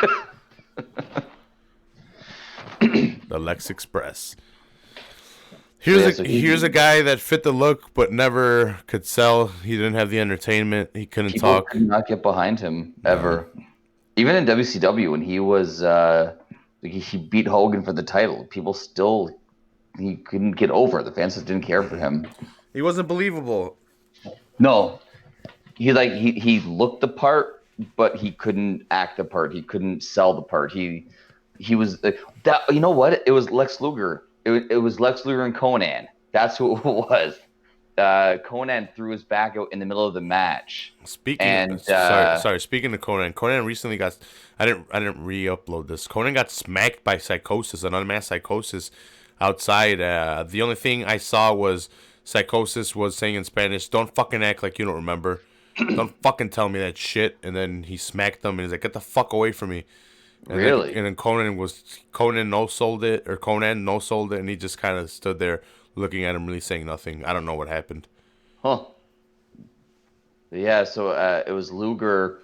Conan was telling Luger like just pin me, or like he was like outside the ring. He's like I threw my back out. I can't move, and Conan ends up getting finished in the torture rack. And I guess there was major heat with Luger after that. He's just Trying to posing figure it here. out. I went from Dean Malenko. I was all over the map trying to figure out that story, and then I see Luger once, and boom, that's who it was. He's the dick. Lex Luger the dick. It looked like he was saying, "Give me the microphone," but I guess not. They had a narcissist that I passed up. I didn't want to get. I don't have a Lex Luger, but Did he have mirrors? I think he did come with a mirror. To be honest, like Macho King came with a scepter and the On the yeah, light. Yeah. I opened up Brock Lesnar as well. Oh, you did? Yeah. He had the. Remember when they first fused the titles and they had that SmackDown title, the one that Eddie won? He had that title with him. Oh, yeah, the undisputed title. Yeah, he had that title with him, so and I wanted it on my display, so I opened up Brock. And they're gonna make more Brocks, so Oh, for sure. They just put out WWE put out some pictures of their elite and basic line that are going to be launching shortly, and one of them is Lesnar. Who's Lesnar with? Lesnar Rollins with the Universal title. like You can also get Xavier Woods and Big E, and they come with plates of pancakes. nice, nice. If I ever need the New Day, maybe. Right now in my Marvel, I need so they released Doctor Doom from the Fantastic Four. But Okay. I have Mr. Fantastic, and I have The Thing, and I have Infamous Iron Man. I'm missing Sue Storm. I know exactly where she is. She's been there for a year and a half at this Walgreens that I always pass by but never go to. I've gone a couple times. Recently, I went in the past month, and she was there. I need to get her to add, and I need the Human Torch. The Human Torch is going to be a little bit Okay. harder to find. But I know I want to finish the Fantastic Four to be a nice little thing for the display to have. Nice. And the Are they like part of like the Legends style looking one, or no, they're part of the comics looking one because they haven't made them for the MCU. Well, Oh, okay. when they did, Oh, right, yeah. Well, when they- they made yeah. those movies weren't that good. No. yeah, exactly. So right now I have like an MCU display, and I have when I have to buy comic book rendering ones of them, I shoot them over to just a big Marvel display. Well, they're right next to each other, but like Right. one's MCU, Marvel Cinematic Universe, and the other one's all Marvel, anything that have to do with Marvel, X-Men, Fantastic Four, Captain America, Spider-Man, Ant-Man. They're all just Yeah, looking at your shirt, my kids just started watching the X-Men animated series that's on Disney. yeah. They're getting into it. I'm like, yes. I finished Spider-Man. There's like 60 something episodes. Yeah, my daughter is all about that. She saw there was an episode in the Spider-Man where MJ gets married or something like that. She gets like, and she's like, MJ on her wedding day. Oh, we gotta watch that again. I'm like, no, we don't. It's a good series if you go back and watch it. Oh, I Yeah. love that. That was my childhood. Those all those Batman, Superman, Spider-Man, X-Men. I watched all of those. Yeah, I have the Batman animated series on my hard drive. Nice. That's one of my favorite ones with Clayface. I didn't realize Mark Hamill was doing the Joker all the way back then. I didn't realize it was him back then. Oh, Wait, Mark Hamill. why are we getting this again? Isn't this like Uh, from WrestleMania this 9? WrestleMania is coming up, and this Okay. is, to promote it. They'll have Cleopatra and this guy. Mark Anthony. Is that who it is? Yeah, and the Roman gladiators. Or maybe, yeah, I don't know. I thought maybe it's not Mark Anthony. My high school mascot was the Trojan. Oh, Dude. yeah? Yeah. Trojan or Spartan? Trojan. Yeah. Because we got made fun of because of condoms. Yeah, I was going to say, the school wanted to make sure there was no babies. Yeah. And what's hilarious is it was full of a bunch of Hispanic pregnant chicks. Oh, really? Well, all the Hispanic chicks would get fucking pregnant. You know how fertile they are. Like fucking rabbits. Can I laugh at that? Is that allowed? I said it. Go ahead. I didn't say it. Like, you said it, so it's like... It's real. My grandma had 11 kids. I can The only barely reason handle two. my dad wanted more kids, but my mom couldn't handle it because we were too big. Me and my brother are huge compared to her. Okay. Look at these fucking shoulders had to come out. Yeah. Of the fucking, ah. That exact face, too. Yeah. Bearded and everything. That reminds me of that old SNL skit when the woman's giving birth and Will Ferrell's there and he comes out. He's a grown man. He's got he's just got like slime on him. He's Yeah. like, oh, it was hot in there. You know what it reminds me of? The Ace Ventura one where he comes out of the rhino's ass. Oh yeah. Because it sprayed. He fucks shit up and it sprayed. It's a mechanical one, so it sprays shit all over him. Right. And then he gets out and he's like, it's stretched over his face, the rubber. I gotta revisit. I didn't. I never cared for those movies when I was younger, and I haven't watched them ever. Ever since. I never got into them. I thought they were stupid. Like there were some funny parts, but I never liked Ace Ventura. I want one of those movies I need to go back and rewatch now that I have a better sense of like comedy and acting. And I just never have gone back for some reason. I was a kid when it came out, so I thought that stupid comedy was hilarious, where he talks out of his butt, farts, all that stuff. Spitting. Yeah. So I don't know how old I was. I think I was like 8 or 9 when those movies came out. It was like 93, 94, maybe around that time frame. Let's see. So I remember the first one, but I guess the first one sold me on the second one because I really wanted the second one. The second one, the one where he goes to Africa? Yeah. When Nature Calls, yeah. Yeah. 1995, so I was 7 years old, 8 years old. And I think I'd seen the second one because it was already out from when it was in theaters, and then my cousin would take me to movies with him. Pretty sure we saw this one, and then I begged my dad to buy me the VHS, and I would rewatch the VHS. It was hilarious. Right. Hilarious. The Wachutu. The Wachutu clan. What was it? Guano. Yeah, it was. So he was trying to track down a great white bat that was stolen from the Wachutu clan and the other clan that they had ceremonies with it, but the people stole it because they wanted the land. Like the white people stole it because they wanted the land. Okay. Yeah. And Ace is hired to investigate, and he figures it out. It's awesome. I love that movie. Fuck, I should have turned down to see what these guys are saying right before the Rumble.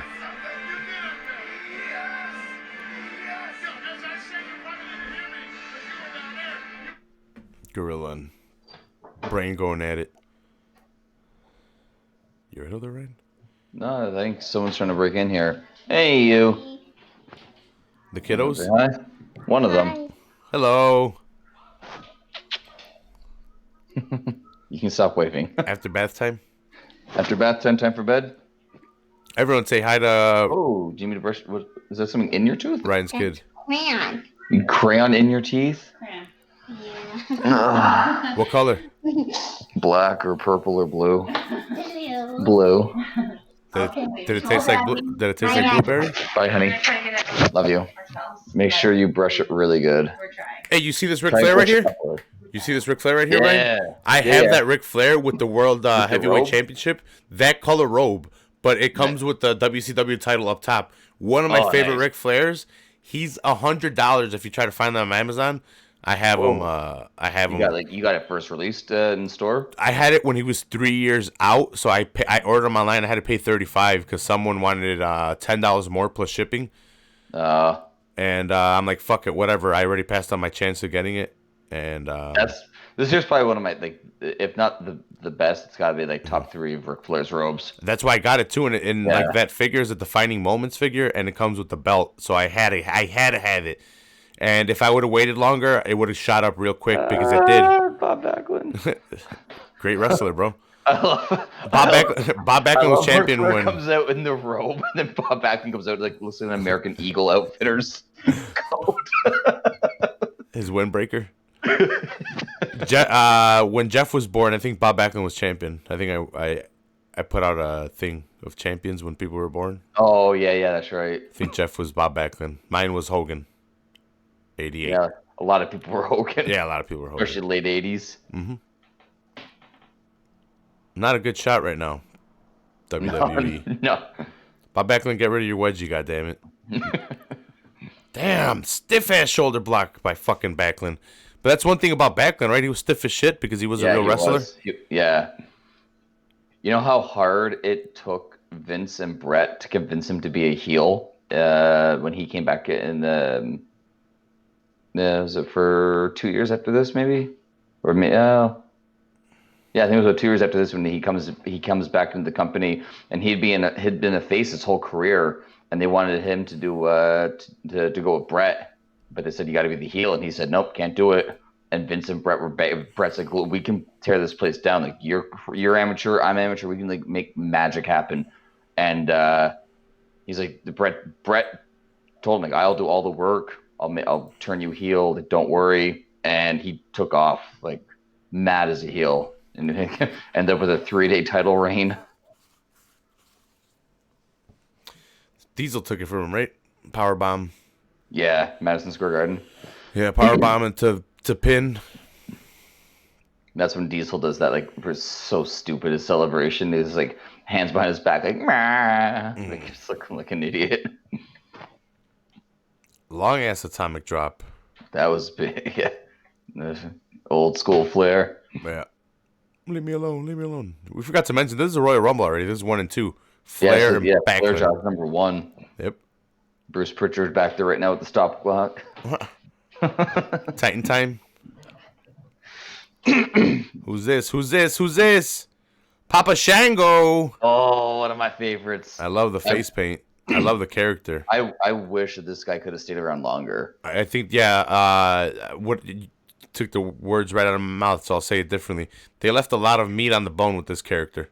Mm-hmm. I think I mean, Kama had a fun run with the $1 Million Corporation and with the Nation Domination, and then turning him into the Godfather and made him like a legend. Yeah.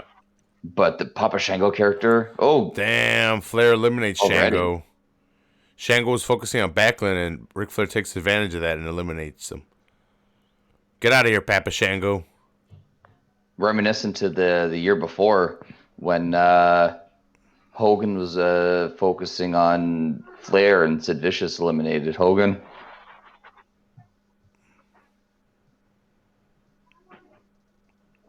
On the way back. It's so weird to watch WWF 1993 and you got Flair and Bob Backlund in the ring.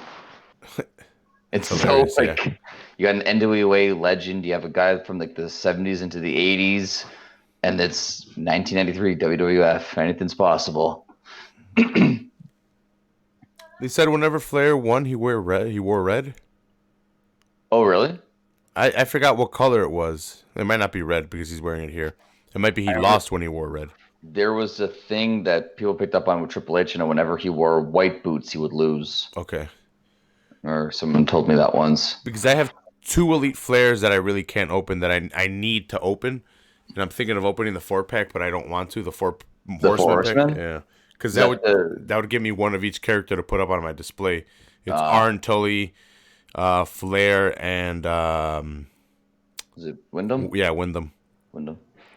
I need a Flair, but I would like a Flair with a robe, but I also don't want to open the black robe. The black one. Yeah, I don't want to open that black robe championship Flair. $1 Million Man. Well, I do, but if I had a second one. Right, right. Hey, Ryan, can you commentate real quick? I'm going to piss. Yeah, sure. All right, thanks. So yeah, now the Hodge project's even more weirder now with the AWA legend and WWE Hall of Famer $1 million man coming in, working on Backlund.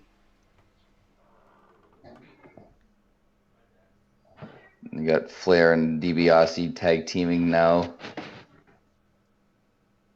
It's almost like the War Games. It was you're waiting now. Hopefully, you're gonna get another baby face can come in, even it out. We might get another heel, and you see starts seeing the heels going at it with each other. You never really know.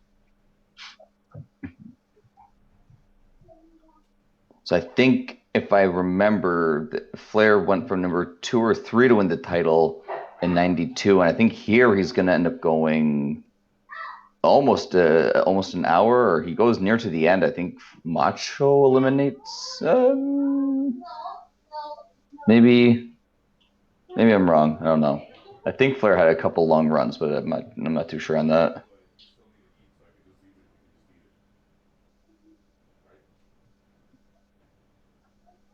Now, so there's always the one superstar that comes out early into the Royal Rumble and gets about 45 minutes to an hour. So you can probably expect it to be one of these three, or maybe the next guy. I'm back. Sorry, I had to take a piss, man. Coffee. I was just trying to figure out if it's. I thought Flair might go an hour here, because I know he went from 2 or 3 in '92 to winning the title, and I think I could be wrong, but I think he has like another deep run in this Rumble, because that's what they always do, right? They always have someone who's like somewhere in like the top 5. You have one guy that's going to go an hour or 45 minutes to an hour. Brian Knobbs, number 5. From the Nasty Boys. I think it was 1990. Ted DiBiase went deep. That's what she said. 92. Flair went. Flair's got. Oh no, hooked the foot. Yeah, so Flair. So you got 2 guys in the ring right now that have gone like 45 minutes to an hour at least with Flair and DiBiase, and so I'm gonna guess probably Bob Backlund or no. It's got to be Backlund, DiBiase, or Flair's gonna have like a deep run then. Like go have this could they go the whole way or not kind of thing. The gauntlet. Because after I think it's the next year. Oh no, the next year is Brett and Luger tie in '94. They both go over at the same time? Yeah. Brett said that during the rehearsal, Luger couldn't get his timing down. So Brett said, let me take care of it all. So when they were going to be eliminated, Brett leg locks Luger's leg, so that when Brett's 2 legs drop, that's when Luger's second leg would have to fall. Mm-hmm. So Brett said, all you have to do is have this leg touch, and I'll do the rest of the work. And they thought that was going to be where Luger was finally going to go over. Nope. Oh, the old armpit by Brian Knobbs. Dude, I would hate working with that motherfucker. I don't care how much that guy showers. He smells like a fucking. Oh, you know he does. Sweaty sack. I've heard that Knobs and Sags to this day wear the exact same gear. Like they I don't know the condition it's in, but yeah, they always say you gotta be stingy, right? Keep your checks. Don't waste it on wardrobe and that. Mm-hmm. And I guess those guys really took it to the next level. Virgil's number 6. He's going right after $1 Million Man. Yeah, so their feud is definitely undergone. I wonder how long he was a servant for that. Because that angle seemed like I remember that thing felt like it lasted forever. But nice double back body drop. Mm-hmm. What's going on back in here? Yeah, he's got. Looks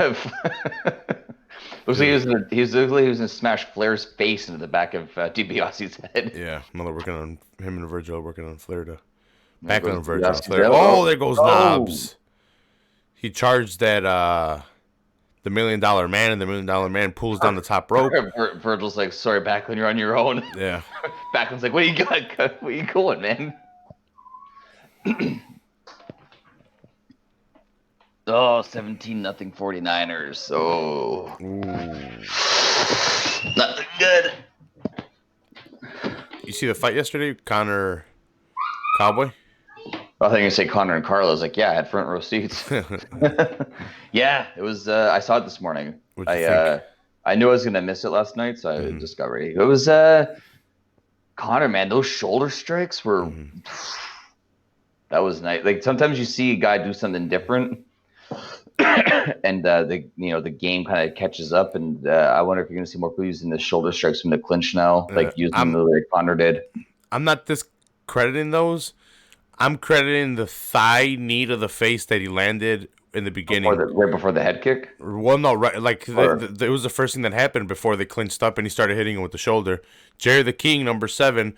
So. Because he did, like, that little bit of the. So this guy shot kind of, or like Connor jumped and this guy shot. It was right away, the first thing that happened. Right, yeah. And it didn't look like anything, but he definitely made contact with his. You think that's what kind of like just shook it up more? It shook, dude. Anything like that to the head? Yeah, that's true. Yeah, especially like when you're like if you think like Jorge Masvidal, that knee probably wouldn't have knocked out Ben Askren, but Askren's momentum going down as yeah, it definitely caused him a lot more comfortability to clinch. Like fuck that shit, he's gonna hit me with that. Look at this.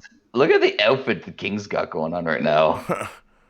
What's up with that? So Flair rolls out through the bottom, but the refs are telling him to get the hell back in. No, those I think Cowboy's like fuck that, I'm gonna clinch, and then he just was not. He started, yeah, like kind of, yeah, like I guess when you see like Connor and Nate, when Connor tried the takedown, he was like he felt like oh crap, I got to do something, and sometimes when you get desperate, you make a last second move to try and fix it, but the other guy can read what's happening. Flair trying to get Virgil out. Doesn't get it. Did Jerry have the goatee? I didn't see when he came out. No, doesn't look like it. Have it now. Fully shaved. Yeah, no, and then those shoulder strikes, and then that was the end of the Cowboy. We were watching. We're like, nah, that's it. That's it. That's it. Yeah, after that, the head kick, and he went down, and that was it. Jerry the King with the eye raking. Jerry the King, he's had something stupid amount of title reigns, from back in Memphis. Like they were talking about it on one of the shows. He has like over 100 title reigns. Not that it's deserving, but he was Booker, right? Yeah, that's it. Yeah. Oh, infamous Max Moon. Gadoof, gadoof, gadoof.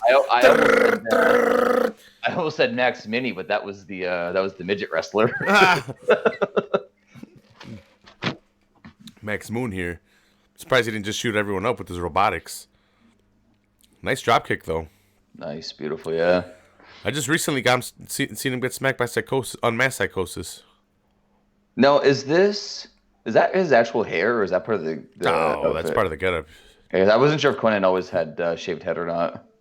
I don't think he had hair here. Maybe. Is that? I can't really tell what that is. If that's hair or if it's like. It's Is cords. Is it what? Sorry. It's cords. Yeah. I don't know what the fuck it is. Starting to fill up. We got 6 guys in the ring now.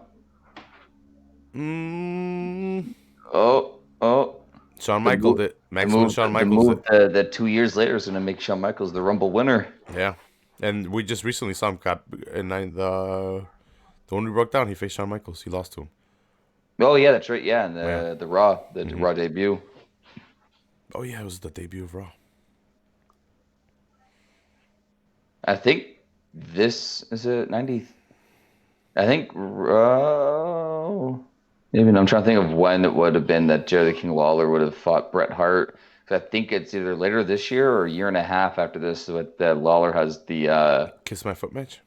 No, the sleeping with underage girls problem that came up. It was supposed it was all like on the up and up, like it wasn't rape, but it was just got to be 18. Yeah, it's pretty sick. Yeah. Lawler. Who's next? Who's it gonna be? 4, 3. Oh, Max is out. 2, 1. You gotta get him out to get the new guy in. 2 other guys in the ring. Who is this? Some Chinese dude.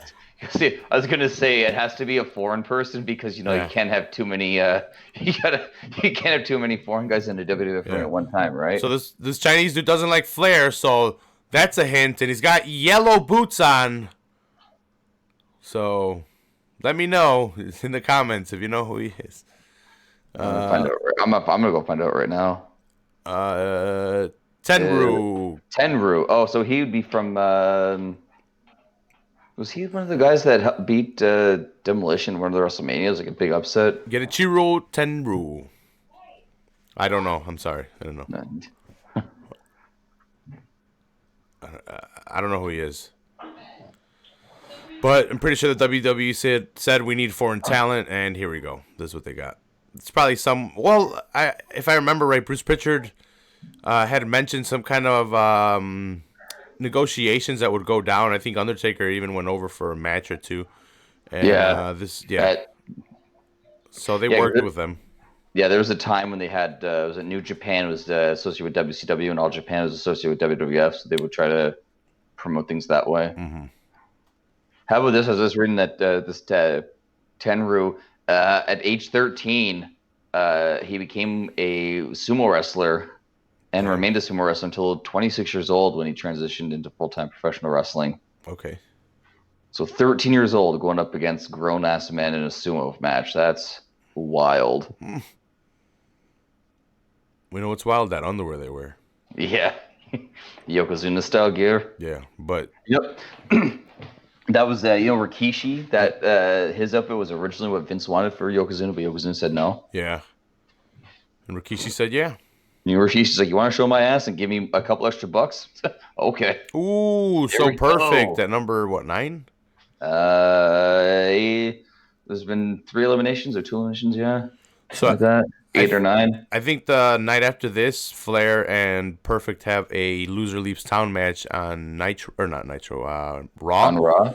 and definitely Flair goes back to WCW. He loses. This is how they get him out of there. I saw this, so Oh yeah, back when you were doing the Raw start to the. yeah, just where I was watching. I didn't get back on that and Nitro. Off the top rope, bump by Flair. Oh, does it so beautifully, and the He selling. does that his whole career, and and he had a broken back at one point in his life. That's so crazy, eh, man? Yeah, Flair fuck yeah. survives a plane crash and then puts it the. Most of the time you survive a plane crash, you think, okay, well, I better take it easy the rest of my life. I'm gonna become a banker. A Flair. You know what reminds me of when you hear plane crash? The movie Hatchet or the book Hatchet. No, I don't know that. Some kid's flying with his dad. His dad's a pilot, and they're flying like in Canada or something. Right. And he crashes, or no, he's flying to go see his dad because his parents are divorced. Right. And over the like wilderness or whatever, the pilot has a heart attack. They're in like a single plane and single engine plane. The pilot has a heart attack, and he crashes. And the only thing he has is a hatchet that his mom gave him. So yes, he survives in the forest with a hatchet. Huh. And I think it's in the Canadian wilderness. Nice. Yeah, it's pretty cool. Whenever I hear Hatchet, I think of Hatchet Face from that movie Crybaby. Mm-hmm. That's like from the early 90s. Yeah. I want a hatchet now. A cool one. Yeah, you just walking around the hatchet. Mm-hmm. Well, I am going to be Mexican Thor. You got to start off with something, right? There you go. Yeah, you don't get the hammer right away. Mm-hmm. Skinner. Yeah. Who is this? Skinner. Now I just found out recently. Apparently, this guy's got he's a really well-known and well-respected wrestler in other organizations. And when he came to WWF, they gave him this role. But he works like he's a great worker. Bruce Pritchard was saying, and he opened up his own. He either opened up his own school or he's a trainer for a while in WWE before opening up his own school. Oh, Perfect eliminates Flair. He stiff-armed him out. I'm telling you, it's a loser leaves town match. That's the best way to set it up. Mm-hmm. Now watch. Now Flair's going to help get Perfect eliminated or something here now. Don't climb the ropes when they're in the Royal Rumble. What are you doing? Oh, here comes Jerry. Is Jerry going to do it? No. I thought maybe Flair might come down and help with the distraction. Mm-hmm. Yes, I guess Flair doesn't go the hour, so it's gonna be either. I'm gonna guess it probably Bob Backlund at this point then. He's still in there. Yeah, because I Or DiBiase's still in there. DiBiase still in there. Yeah. Man, that 1917 movie was good. You guys need to see that shit. It's a nice, good drama. I'm trying to think. I haven't seen it. I haven't watched a really good drama in a long time. It's a nice war movie. I need to go back. You know what? I want to watch all three John Wicks and get ready for the fourth one later this year. Yeah. Love those movies. Yep. Fantastique. It's been a while since I've actually sat down and watched like a movie start to finish. You know usually, what? It usually takes place over like 3 days. Do you know what movie I want to sit down and watch? Revenge of the Sith. I want to see that battle scene at the end with Anakin and Obi-Wan. That's number 3? Yeah. Yeah. I really want You are my brother, Anakin.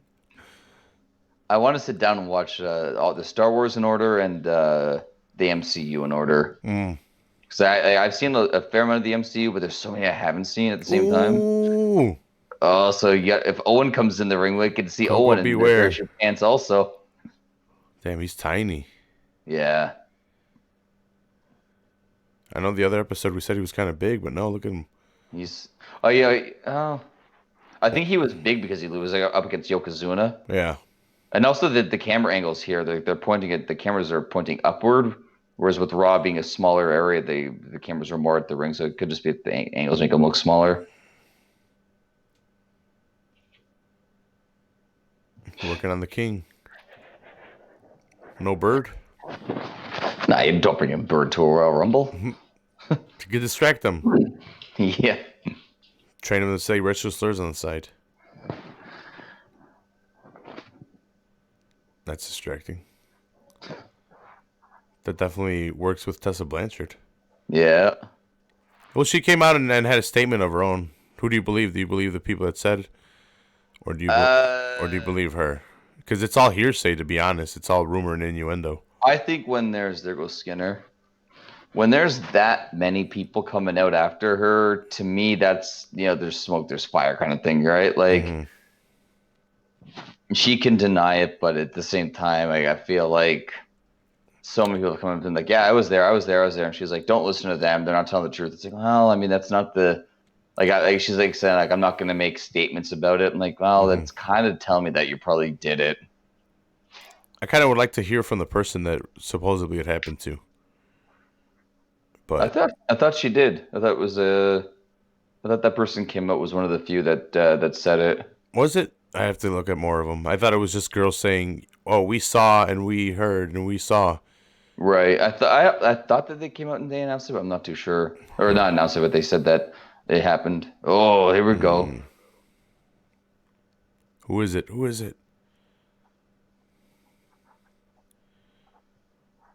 Huh.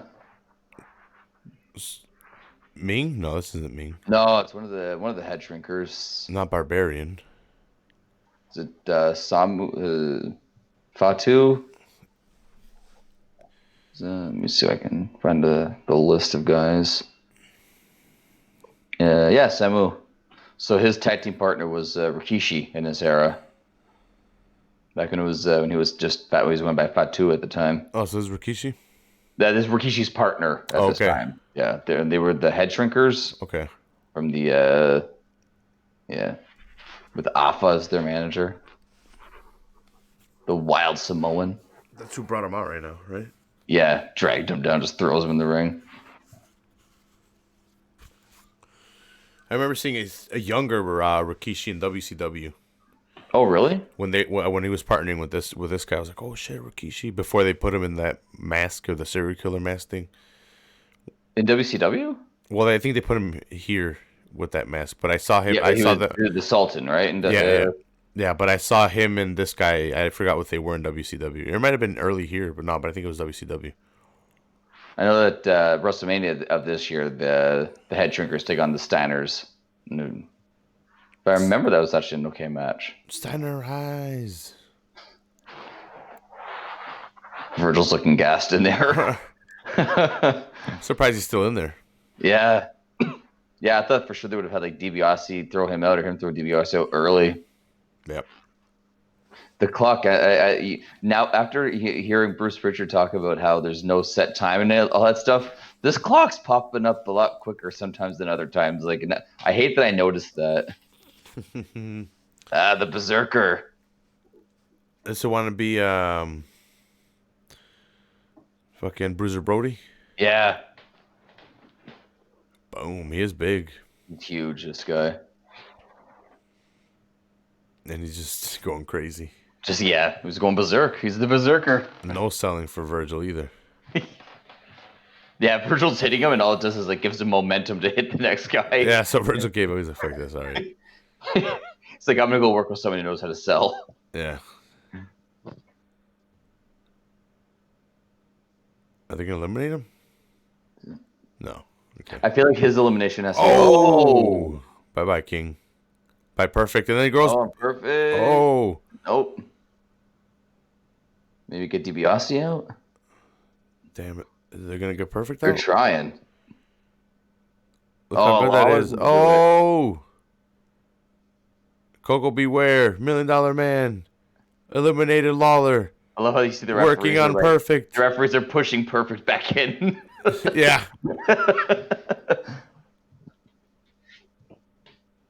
Is that a young ass fucking I forget his name. He was Is that Bill Alfonso, yeah, right? Bill Alfonso, yep. Manager of RVD Yeah. and Sabu And Sabu, yeah. and Taz, I think. Maybe Taz. Was he with Taz? I think so. I think Taz is going to AEWA for Yeah. commentary. I don't know. It didn't necessarily say commentary.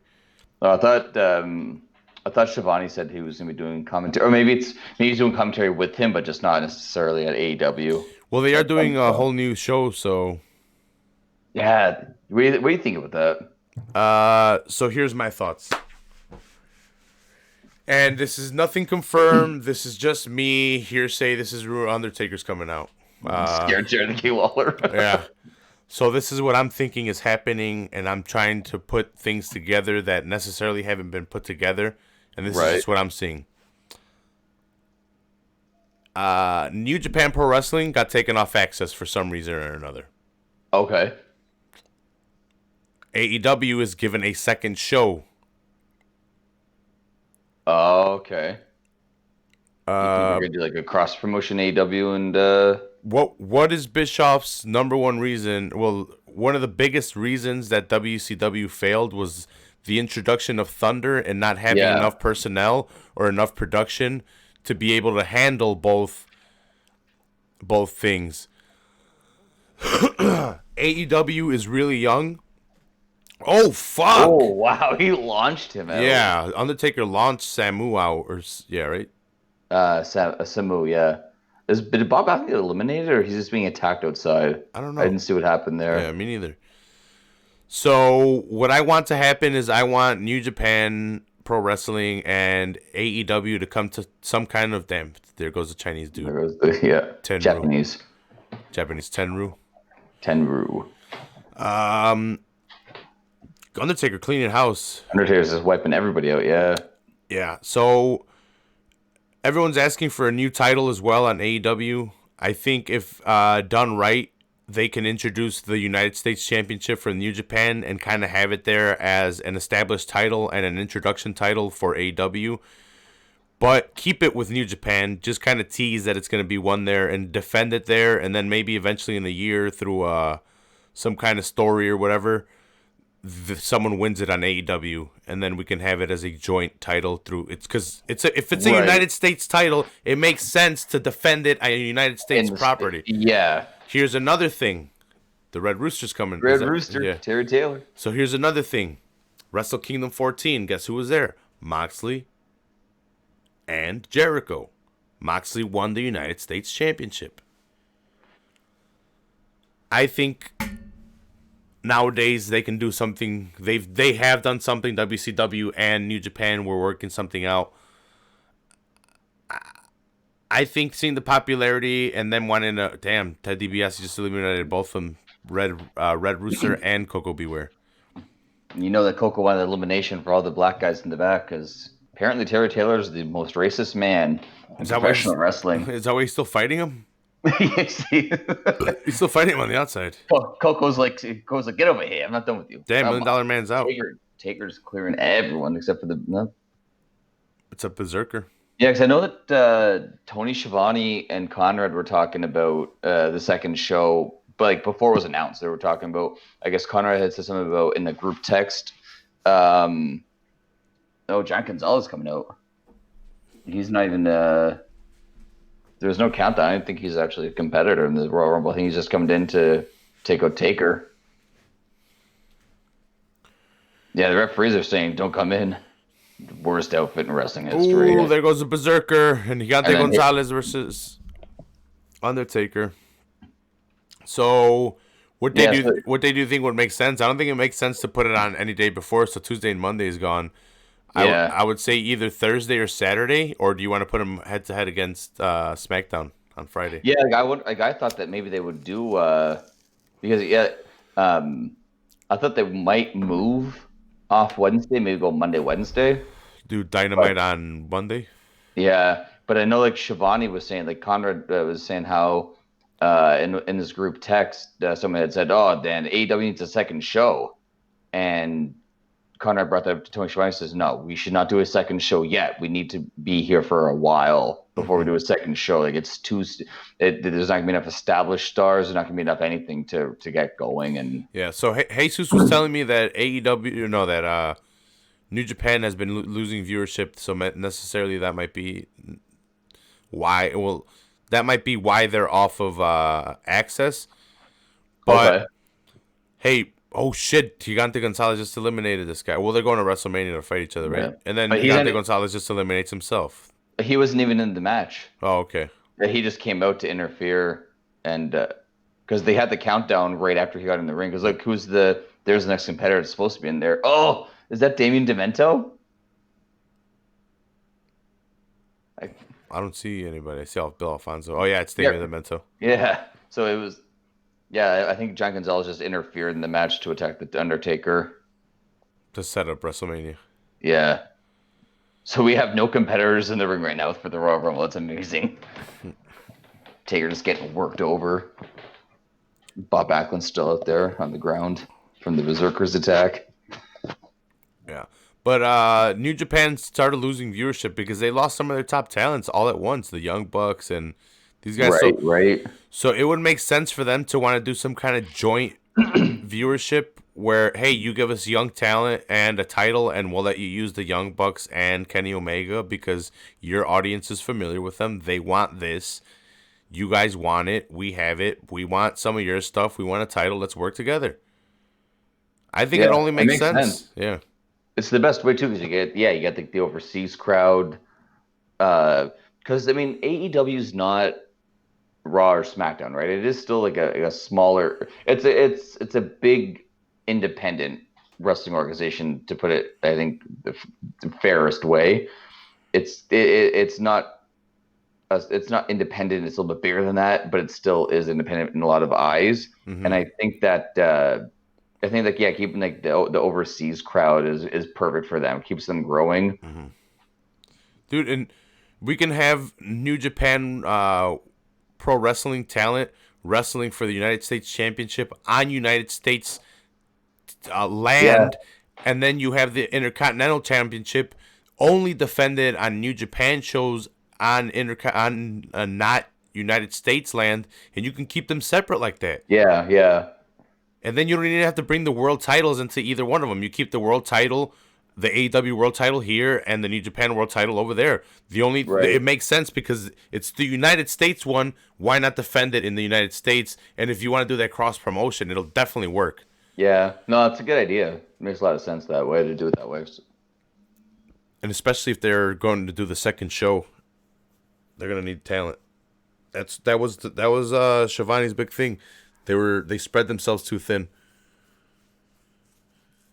And oh my God, it only even makes more sense if they come to some kind of agreement, because not only could they carry over storylines working in New Japan that these guys wouldn't necessarily have to write new stuff for. Like, oh no, okay, that's working there.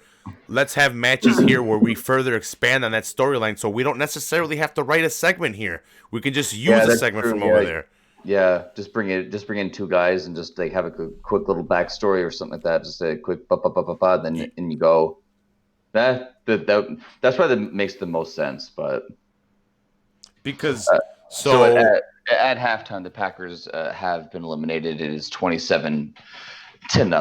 So looks like it's 49ers and the Chiefs. damn. My shirt. I Sorry, told you. Ryan. Sorry, Ryan. That's all good. Tatanka. Tatanka. When Bruce Undertaker's Richard does dead, it, man. so Taker's dead. Bruce Richard came up with the character, so it's not racist, and I can do it because I'm pretty sure there's Native American blood in me. I'm Mexican, so. Yeah. I The urn's not working. wonder if Native Americans get Oh, there you go. Taker's alive. get offended when I say that. You find out if you lose viewership or not. Native Americans don't use the internet. They're praying to their spirit animals.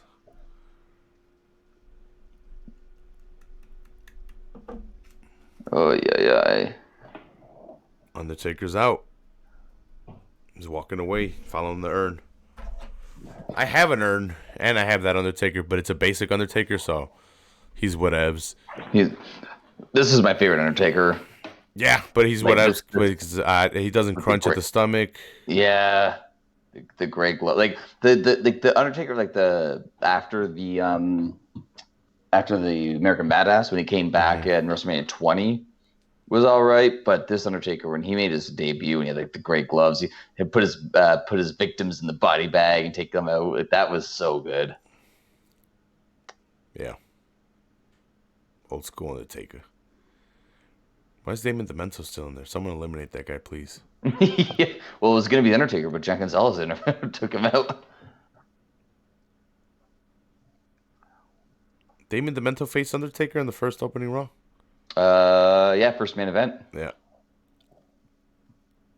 Yeah, when you go back and you watch that and you see Coco Beware was the first man to make an entrance in a Raw. Damien Demento was the first main event. Times have changed. Yeah. There's Sags. Getting revenge for Knobs. He's like, all right, you do you tank. I'm going after this. Yeah, he's like, We're after this you know idiot. what? Yeah. You got this under control. You always wonder too, like Damien Demento. You know, he gave him a different character. I wonder what he could have done. Grow some hair? Yeah. That's the funniest thing about wrestling. At least if you're an actor, like it's your choice to put on weight or take it off. Like when you're a professional wrestler, when Vince comes up to you and says, "Hey, we need you to shave your head," it's gonna have the letter U in the back, and there's gonna grow a skull out of that. There's what else is there? No paycheck. Oh, okay. Where's the razor? Yeah. Shave me bald. Yep. It wasn't like Stone Cold when Austin's like, I was going bald, so I had to shave my head. That's why I shaved my blonde locks. Like, Man, those peppers were good, Ryan. they looked really good. I haven't had a stuffed pepper in a long time, and I saw them like, I can go for stuffed pepper. Yeah. You know what I'm making for lunch tomorrow? Stuffed pepper? No, I'm gonna make right now bacon and eggs. I'm gonna make a ton. Like I'm gonna just cook up a bunch of bacon, and then I'm gonna throw like 12 eggs in there, and then that'll be for tomorrow. And then I'll have a little bit of lettuce on the side and some cucumber, and then a slice of guac, or not a slice, half like a little half an avocado. yeah, half an avocado. And then I'll get back tomorrow and then cook some chicken, and then I just go day by day. I buy for 3 days, and then I'll go back. Always having fresh that way. Yeah, it's called Cermak Produce, the little grocery store. It's a Mexican grocery store. So they have a butcher. They have butchers there. I can go get chorizo. I should take a picture. I should take a picture of it. I should take a picture of the butcher. Oh, there we go. Typhoon. Have you been to like a Mexican supermercado? They all have like a butcher, like a like the butchers in the back. I've been to a halal grocery store, and Chinese grocery stores. Oh, I'd lie. I've been to an Italian one also when I was working in Little Italy. But I've always wanted to go to a Mexican one. I love Mexican food. Can't really find like there's not a lot for like. I don't know if we just don't have a big Mexican population, or if like in Canada we just think that Mexican food is El Paso Hmm. or Old El Paso. Yeah. Like, that's what they eat, right? Burritos, tacos, nachos. Yeah, it's all right there. Like, I'm sure it's the same in the American grocery stores, but you walk down the aisles, they have like Italians, like the pasta, the sauces, and you get Mexican. It's just like Old El Paso, Oh Old El yeah. Paso. It's just like I'm like it's No, not Mexican, man. Get out of here. no. This one like they don't have thick cuts of beef because Mexicans don't really do thick cuts of beef on the grill. They do thin cuts of beef for Yeah. tacos and stuff. So you can chop it up into tacos or thinly sliced on top of a taco, and you put Mhm. your toppings on there. So and they do have thick cuts, but it's the thick cuts are the stew cuts. So Okay. you can necessarily can't really grill those because they're not as fatty and they don't break down as much as you would like them to. Right. Right. Let's see if I can find the picture. Oh, I found the video. Even better. Oh yeah, Man, this is Typhoon was perfect. big. What happened? Typhoon, so Yeah, he came in fucking fat as shit running. we could get Typhoon, Earthquake, and Yokozuna all in the ring at one time potentially. It'd break. It would break. Let's see. Where's Ryan? Flying Ryan.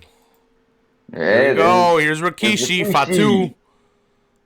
Early Rikishi. Yeah, so that video I just sent you is pretty much what is there's a supermercado, it's called El Güero, the white guy, because well, in Spanish it's not Who knows Mexican food better than a white guy? well, in Spanish it's not racist to call people by the color of their skin. So like it'd be like, "Hey, that guy's El Negro. Hey, that guy's Right, El right. Güero. That guy's Chino." And it's like, "Hey, I'm Japanese." "Yeah, well, you're Chino." Yeah, okay. Hey, I'm Korean. It's like, well, you're Chino, so sorry. That's just how Mexicans do it. Just, but, yeah. So I don't know where I was going with that. Well, that's the name of the supermercado. It's El Güero. Supermercado El Güero. So some Mexican guy that was light complected, and they called him Güero, so he opened El Güero, and it's Supermercado El Güero. Kind of like Saul Alvarez, right? He got some red hair, so they got to call him Canelo. Yeah. Mm-hmm. So it's just basically just like how he just like using descriptive words. It was a nickname. So his nickname, and I bet Right, he right. opened a bunch of chains, and it became in Chicago really big. That chain of supermercado. There's that one El Güero by me, and I alter whichever one has better sales because they're pretty close. They're within fucking 2 minutes. Fucking Right, over here. okay. Fucking 2 minutes over here. But the Cermak produce is a little bit closer, and they're both Mexican style carnicerias in the back. They have the butcher in the back. The whole I love back, that. the whole back is just the butcher section, like a giant Yeah, butcher. that was like this little Italian grocery store, So right in the middle of Little Italy. I used to go do some shopping there for the restaurant, and yeah, you go to the back and you go to the butcher, and it's just like you go to if you go to like a Myers. I don't know if that's a big thing in the States. I know, at least in Michigan. But you go there, you go to the butcher shop. It's like, your steaks, your pork, your chicken. That's it. You go to the ones that are in like the Italian one. There you have your tripa and that kind of stuff. And it's just like you see that and you're just like, what? That's what you want. Like I want to go to a butcher shop or a grocery store that has a specialty butcher, and I want to see those kind of things. Like that's what I oh no, I dude, don't they have I don't buy it on like on a regular basis, but I love seeing those different cuts, those like the offals. yeah, these and that guys kind of stuff. these guys are 2 blocks away walking distance. El Güero's like maybe 10 minutes walking, but I drive everywhere, so Earthquake it's and all Typhoon good. fighting. Oh, he's trying to take down Earthquake. Every but he man for can't. himself. Typhoon trying to take down Earthquake and natural disasters over here. Yeah, but I go every 2 or 3 days now. Now that I'm cooking regularly, I'll go 2 or 3 days to get fresh product. Nice. We run out of stuff, I'll go, and then what I'm gonna start doing now is I'm gonna start looking at stuff that I know, and I'm gonna like not necessarily that I cook with, but stuff that I know I can mess with. Like so, the other day I used mushrooms. I know Right. I know I could use mushrooms in other stuff now. Not just necessarily mushrooms and steaks, but maybe in my marinara sauce, it would be a good addition. It soaks up some marinara, gives it a flavor, and it's got meat texture if cooked right. It's good. It's good for more veggies. Because I'm not necessarily trying to go vegetarian, but the more Right. veggies I go, the more weight I'm going to lose, and the more Yeah. nutrients and stuff I You get gotta into find me. once you find the right veggies and you just start focusing on those ones, yeah, and just that's the hard thing too is like trying to keep it fresh when you can only have like you can't have all kind of vegetables. You can only have certain kinds, Mm-hmm. and that's so it's like trying to keep those fresh by like spicing them up the right way and Yeah, mixing them with the right meats and that stuff. yeah. You know, like you don't want to get bored. So I make fajitas for me and my nephew. I slice up a red and a green pepper with some onions, and I throw some salt and pepper, and I just sweat them up. I just let them get I just let it break them down, let them get a little soft, Mhm. so they're not really crunchy, and Yeah, I they like get when really you had to have sweet. like I like to have like that little crunch in the right in the middle, a Mm-hmm. little bit, not too much, but yeah, nice and soft. Like a little crunch is perfect. Yeah, I don't know. Yeah, exactly. I don't want them super soggy. You want a nice crunch at the end, but a nice sog to break into. Who is this? I don't know, like the Norman Smiley. No, definitely not. I would recognize Norman Smiley. Carlos Colon. Oh shit. Oh fuck! Didn't he recently die? Did No, I think he might still be going. Or did he? no, still alive. Okay. Yeah, you're right. A quick click on the name Yeah. would have revealed that Carlos Colon. motherfucker. Hey, wow. I wonder if he spits in the face of people who do not want to be cool. He was present when that guy stabbed Bruiser Brody. yeah, Yeah, yeah. or he was there at least after the stabbing. I think he was there actually. I think it was He's worn that singlet since like 1963. that same You one. know, oh, you know he has. Look at that thing. Like that thing. That thing is so old school. Do you think he gets them recommissioned? What's that? You don't think he gets them remade? I bet so. Yeah, I feel like he's like probably Oh, he eliminated the Mento, and then he's going after Fatu. Do you see how fat Fatu gets later on in his career? yeah, but you already see it when he was walking out. He got a fat ass. Yeah. So Bob Backlund was the one that was last in the hour. Yeah, he's gonna be the he'll final five probably somewhere around there. I'm guessing. So I keep doing that for. You don't live by a butcher? What's that? You don't live by a butcher, Ryan? Not too close, but I'd have we got a market that we go to St. Jacob's Market. It's about 10 minutes from here, and well, it's your basic market. Right? They have all sorts of farms out there, so we go stall to stall, and then they have a couple good butcher shops I like to check out. I've been looking at Ramsey's 100 tips on how to Oh cook and yeah, 100 recipes on YouTube. So, like, the other day I was cooking a steak and it cooked uneven because it curled up. And then I watch a yeah. video and he shows how to stop a pork chop from curling up. And I'm like, brilliant. Brilliant. You just chop it 3 different ways down the rind of the fat. That Yeah, way, yeah. when it cooks, the rind of the fat doesn't curl it up and it cooks Yeah, evenly. the fat, it doesn't seize up on you. Yep. Which is Yeah. crazy. It's just little techniques like that. There's you're the national hero of Mexico. Just El Matador is in the ring. Tito Santana. Yeah, in the green and pink. I got one of his figures. When I Oh bought yeah, that's right. It was yes, like the one that they 2K17, have. yeah, he was Yeah, one of the yeah, only yeah. ones. I wish that someone. Well, I don't. It's part of my Hall of Fame ones, whatever. But I Right, wish it was right. someone I wanted. No one wanted them. That's the deal. That's the problem. Yeah. Yeah. Target was trying to get rid of their inventory.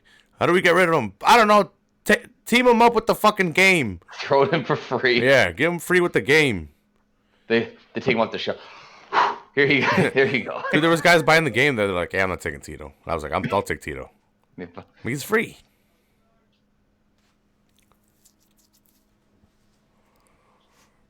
But he doesn't even come dressed like that though. He's got like Tito San Martino shirt Yeah, yeah, that's right. and like longer hair, so it might be a previous time that he was there. But yeah, like back in the right before this, when he was just Tito Santana, before he was El Matador. Yes. They had to refresh him because Tito Santana had been there for so long, and they need to give him a different gimmick. Man, this fucking weed is so good. You know, if Earthquake wasn't holding on to Carlos Colon's leg, he would have been eliminated a lot easier. Yeah.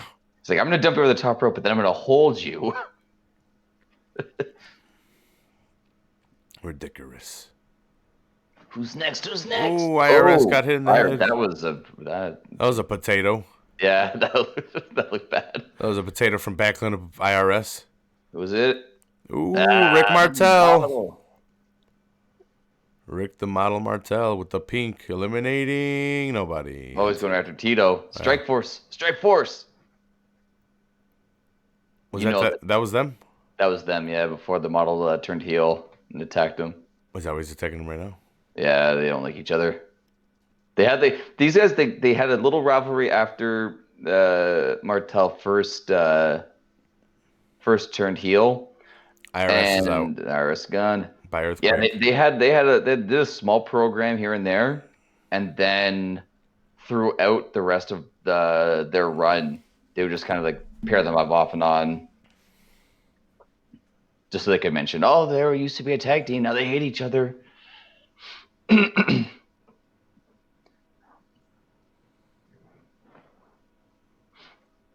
Look at Sag saying earthquake. Come on, let's do this, kid. So next time I'm gonna take a different. Well, I don't know. Next time I'm gonna see what I want to do with because I'm thinking already how I'm gonna make the peppers better. Right. More cheese definitely, and I think I'm gonna mix it in with the meat a little bit more because I did it layers, but I think Yeah, I like how you did the. I think I told you when we were talking about I like the lasagna approach. Mm-hmm. I'm having like a layer, because most times you see like the way I do my stuffed peppers would be different from yours because of the rice. But yeah, you cook up the rice and then you saute up some garlic, onion, meat, whatever, beans, kind of thing, whatever you're gonna put into it. Mix it all with the rice, and you put it just like plop it on top, a little bit of cheese on top. Seeing the layers like that, I really like that. Yeah, well, I layered it up because I'm at first I bought taco meat, and then I'm like, that's not gonna be enough, and then I bought ground beef. So then I did ground beef at the bottom, and then I put cheese, salsa verde, and then a layer of taco meat, and then another cheese. Next time I think I'll just do taco meat, and then I'll mix in a lot more cheese with the taco meat. Maybe some sour cream. Maybe There you go. Maybe when we're not so strict keto, I'll mix in some sour cream and some other stuff. Right. Or I was thinking as well, taking an Italian approach and making some marinara and covering them a lot more with marinara and still doing. That's like the white person's way. The white person. Yeah. It's ground. You don't even add things. It's you cook your ground beef, you cook your rice, you mix it together, you pour in the sauce, and just plop that into the pepper. Yeah, I was thinking of doing like Italian sausage ground beef for the filling with mozzarella cheese, and then making my own marinara on the side, and then dropping a lot of marinara on it. That way, it's an Italian bell pepper, just a different take on it. Or maybe even chicken, maybe even dicing up chicken and throwing it in there. If you like, depending if how much you like it, if you take like the jalapenos, also corn, you make little poppers. Oh yeah. Little spicy pepper poppers. This keto thing's not that bad. It's just it sucks not having sugar, but if you know how to cook, it's not that bad. Well, that's it. Yeah, like I remember when I first did keto because I working at the cafe. Like I grab a butter tart or a brownie here or there, but I was like, fuck, man, I'm gonna have like no sweet. Like this is gonna be tough, but I did. I'd bring like, a little bit of cheese, a little bit of nuts to work with me. I'd have like my green salad, like all green salad, whatever meat I was gonna have that meal, and it was fine. I feel like you feel full when you eat it. When you eat nutrient-rich food, you feel healthy. You could sit down and eat like 3 bags of chips and be still so hungry. You sit down, you have like a nice, like a big salad, like a grilled chicken or something like that. You feel full because your body's not craving nutrients. Your body's got the nutrients. Like when you eat shit, your body's like, yeah, I'm full, but I'm hungry. Yeah, but I still need energy. I still need stuff I need. Yeah, exactly. Yeah, so it's funny. Like people think that with keto you have to eat a lot more because you're cutting out the grains, but you don't have to. Like you don't have to have like a 32-ounce steak with a side of like 4 chicken breasts. So like you don't have to eat that much. You just have to eat smart. Yep. Owen Hart's in there already. Yeah. So all I do with keto is I know I'm having protein, but not just protein. So I'll chop up some lettuce and have the side of lettuce, or I'll throw my protein on top of a bed of lettuce. Yeah, exactly. I love cucumbers. I love the taste. It's a nice palate cleanser. It's a nice side item. Earthquake. fucking up Yoko. It's a nice little after bite after you have your protein. After you have your nice salt intake of protein, it's a nice palate cleanser of cucumber, especially with a nice drizzle of lime on it. Boom. Yoko. On top of the lettuce too. Boom. I'm Yeah, gonna start. yeah. I'm gonna start dicing up little cherry tomatoes too on top. Well, that's it, right? Like it's like you said, like having like something that's a little like refreshing. Like you can have like something like a nice like you can season your meat really spicy, have like a nice kick to keep it for, like to switch it up with a nice fresh like you said like a nice cucumber, green salad. Boom, they'd have the refreshing bite there. Yeah. I think we're going. Well, I got enough chicken for tomorrow and Tuesday, so we'll probably go back Wednesday. I'm gonna get some jumbo shrimp, and I'm gonna fucking cook shrimp, and I'm gonna throw the shrimp on top of the lettuce, and maybe like six big shrimp for the protein, on top of the bed of lettuce, and maybe I'll make like some kind of like sauce to drizzle on top of some kind of like spicy. Even salsa verde works. Yeah. Because they have camarones a la diabla. They put it in some kind of salsa. But they marinate the shrimp in there.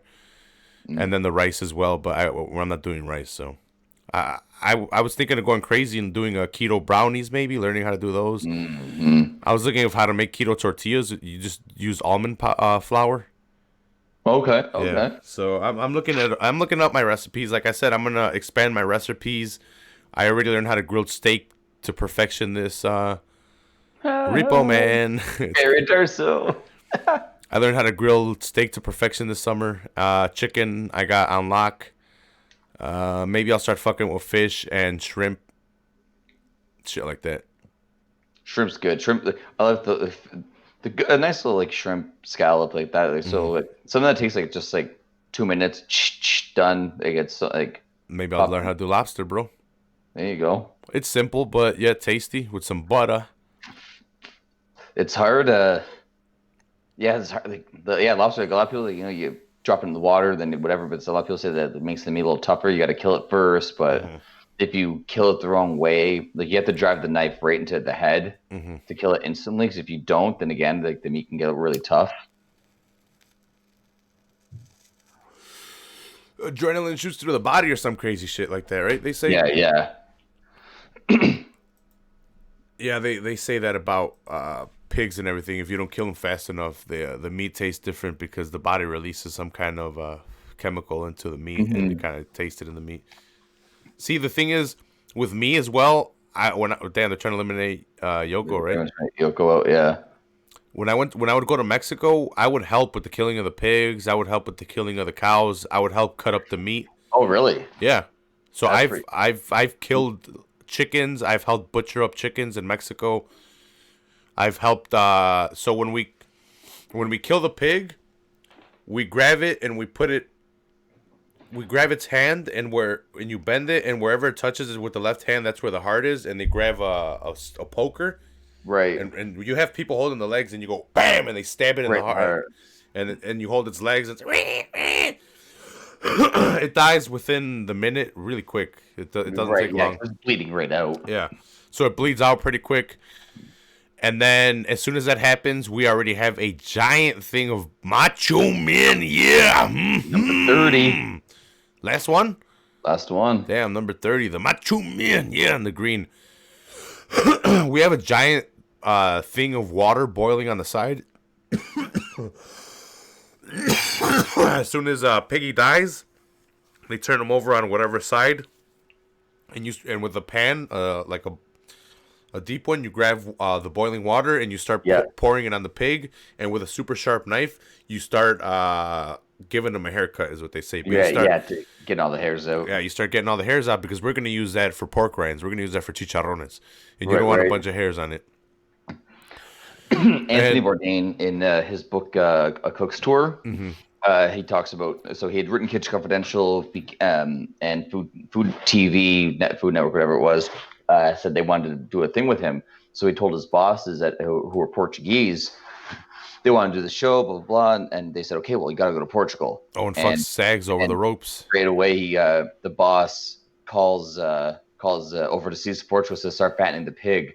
And so when Anthony Bourdain goes there, he he takes part in the killing of the pig, and they're talking about how everything gets used, start to finish, and he says like every part, he goes everything's like even the stomach. You see, we take the stomach, we tie a knot on one side, and then we blow it up, and then we tie that, and then the way the kids can play soccer while the families are taking care of the pig. How wasteful. Like, In Mexico, they use it for fucking menudo. They use the stomach for menudo. They use the intestines for menudo. That's is the that like stew. cooking the? Okay, I was gonna say, is that like a haggis? Yeah, that's like the stew in the red liquid, and it's just the stomach and intestine is broken down in there. Right. All the acids in the stomach break down the intestines, No, or they clean it out and shit. But, so it's all cleaned and all that it's stuff. all cleaned. Yeah, and they put it in a stew and they just stew it up for a while so it breaks down as much as it can. And it's really chewy. It's got a weird consistency.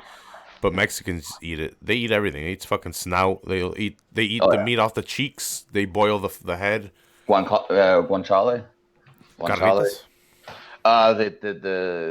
The jowl of the pig. I know maybe it's Italian. I thought it was Spanish, but it's guanciale. We use it for carbonara. Okay, so as soon as you get the pig peeled up, they open it up and they take out the intestines and they use what they're going to use. They get rid of whatever they're not going to use. They don't use some of the intestines.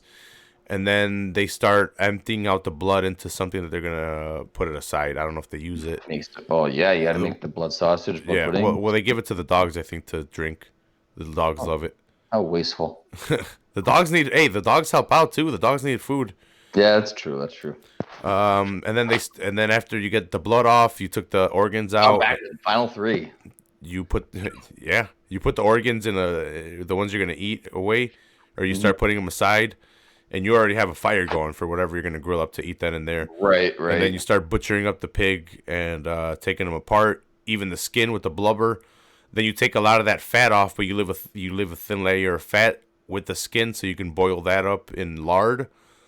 So you can make chicharrones, which are pork rinds. And some of the most delicious things, you put some lime on there, you squeeze some lime on there. Yoko looking at Bob Backlund, he couldn't believe that he attacked him. He's like, you come after me? Backlund can't do shit to him. and see you later, Bobby. Yeah, no, I've helped out with all of that shit. So I love the when you see those kind of cultures. Like I hate, and it's one of my things. Like even though I do eat more like a vegetarian diet, I'm not against eating meat. Like my thing was always just like I hate the North American culture of just go to the store, buy a steak, and that's it. I like the idea when you see like in South America, in Mexico, in most of Europe, when these people take every little bit, and you go to the grocery store and they got the cheap cuts of meat, they got the organs, they have everything gets used. Like I love like that. To me, that's what I like to see. That's one of the reasons why when I've ever gone to a restaurant and they're like in the kitchen, I'm like, ew. No, I've held dead animals and then chopped them up and helped kill the animals. I've tried to kill chickens by grabbing the neck and just and not being able to do it right. My aunt would grab him and just go whack whack, and the body would fly away, and she'd have a chicken fucking head and neck in her hand, and the thing's like bam bam bam bam, and it almost felt like it would be chasing me, and I'd be like, get away from me! Don't get blood on my pants, you demonic fucking chicken. Just running around like a little sprinkler. But no, I've done all that stuff. Like we'd have to boil them and then fucking take the feathers off, and then or just pour boiling water, take the feathers off, take the skin off, and then fry them up with jalapenos, onions, and shit in a disco. They call it like pretty much like a wok. Oh, okay. Like almost a wok, but like not as deep or whatever. But still, it's just, you're frying it up with a little bit of oil, but in a cast iron outside, a big cast iron thing. Okay. And like some of my favorite meals are like those simple meals where you kill the pig and they butcher them up, and it's the back strap of a pig with some green homemade salsa and a little bit of chopped up onions with cilantro off the grill. That's it. That sounds so good. And homemade tortillas and shit like that, but it's all homemade over there in the mountains. It was funny. Jeff is like, "Oh, you're finally gonna come to a small town," because I'm from Chicago. But I'm like, "Hey, Jeff, I've been to where my parents are from. in the mountains of Mexico where there's less than 25 people. Yeah, I was gonna say there's like 3 people. Yeah, like right now, especially since everyone is left, there's like no one left. But like at a time and at a time and point, there might have been like 25 people, 30 people living there. Not a lot, and that's including my family. Right. It's just there's not a lot of people in the mountains. It's hard living in the mountains, especially when you're raising cattle, tilling the land, and Oh, Macho taking the big kick there. yeah, from the fucking big man. I've done that, and I've even helped my my uncles with agriculture, like plowing the land with donkeys and the plow. Yeah. Yeah, I've done that. All Like, manual. Nice. yep, I've done all that shit, dude. It's beautiful. That's why I appreciate it to a certain extent, and that's why whenever I do make fun of Mexico or like Mexicans, I do. You can tell it's not within hate. It's a joke. You can tell it's a fucking joke. You're not doing it like Carlos Mencia. He's a fucking Honduran piece of shit. But Yeah. I've been to the smallest parts of Mexico. I've seen the fucking the poor indios, as they would call them, the really dark skinned Mexicans selling cactus fruit on the side of the street for like Is $2 that a similar to bag. like the was it favela in Brazil? Is that kind of similar to that? I guess favelas are super poor. I would see. I wouldn't consider where I'm from poor, and it is poor. But like, if you have land, Not poor money wise, just small city, small town. Kind of thing. yeah, it's small, and like right now the cartels are taking it over. Like that's what Okay. sucks because that's where they go and hide out. Is that Like, okay? So that's where like all that shit's going down. You see it in the news then. well, that's where they go and hide out when they go do all their shit in the city. Because you can't find them in the mountains, and that's where Right, that's okay. where they do their growing because you can seclude it so much more. But they go do all their partying and all their shooting up within the cities and all their drug dealing within the cities. It's all grown, and their hiding spots are in the mountains. The farms and mountains and that. Yeah. Okay. But it's still beautiful despite all that ugliness. But like, I love the farm life. I love the city. Yeah, I was gonna say on the disco floor. Yeah. No, I've rode in horses. I've rode in donkeys. You know. A burro. Yeah, a burro. Poor mach. I need that macho man with that ring gear. This was the same macho gear for the. The one I just got, right? I have the orange one. It looks almost the same, except his is green. It's Yeah, it's pretty much the same. Here's where it ends. Well, is he still Macho King here? No, it's Macho Man now. He's been retired and come back at this point. And that's it. Yokozuna becomes the first man to gain a world title shot by winning the Royal Rumble. So he will be taking on Bret Hart, WrestleMania 9, live from Caesar's Palace in Las Vegas, Nevada. What? One of the worst Royal Rumbles or not this. Sorry. This was a good Royal Rumble. One of the worst WrestleManias of all time because of the Hogan spot, isn't it? It's the worst. Everything like the Undertaker match was garbage with Jack Gonzalez.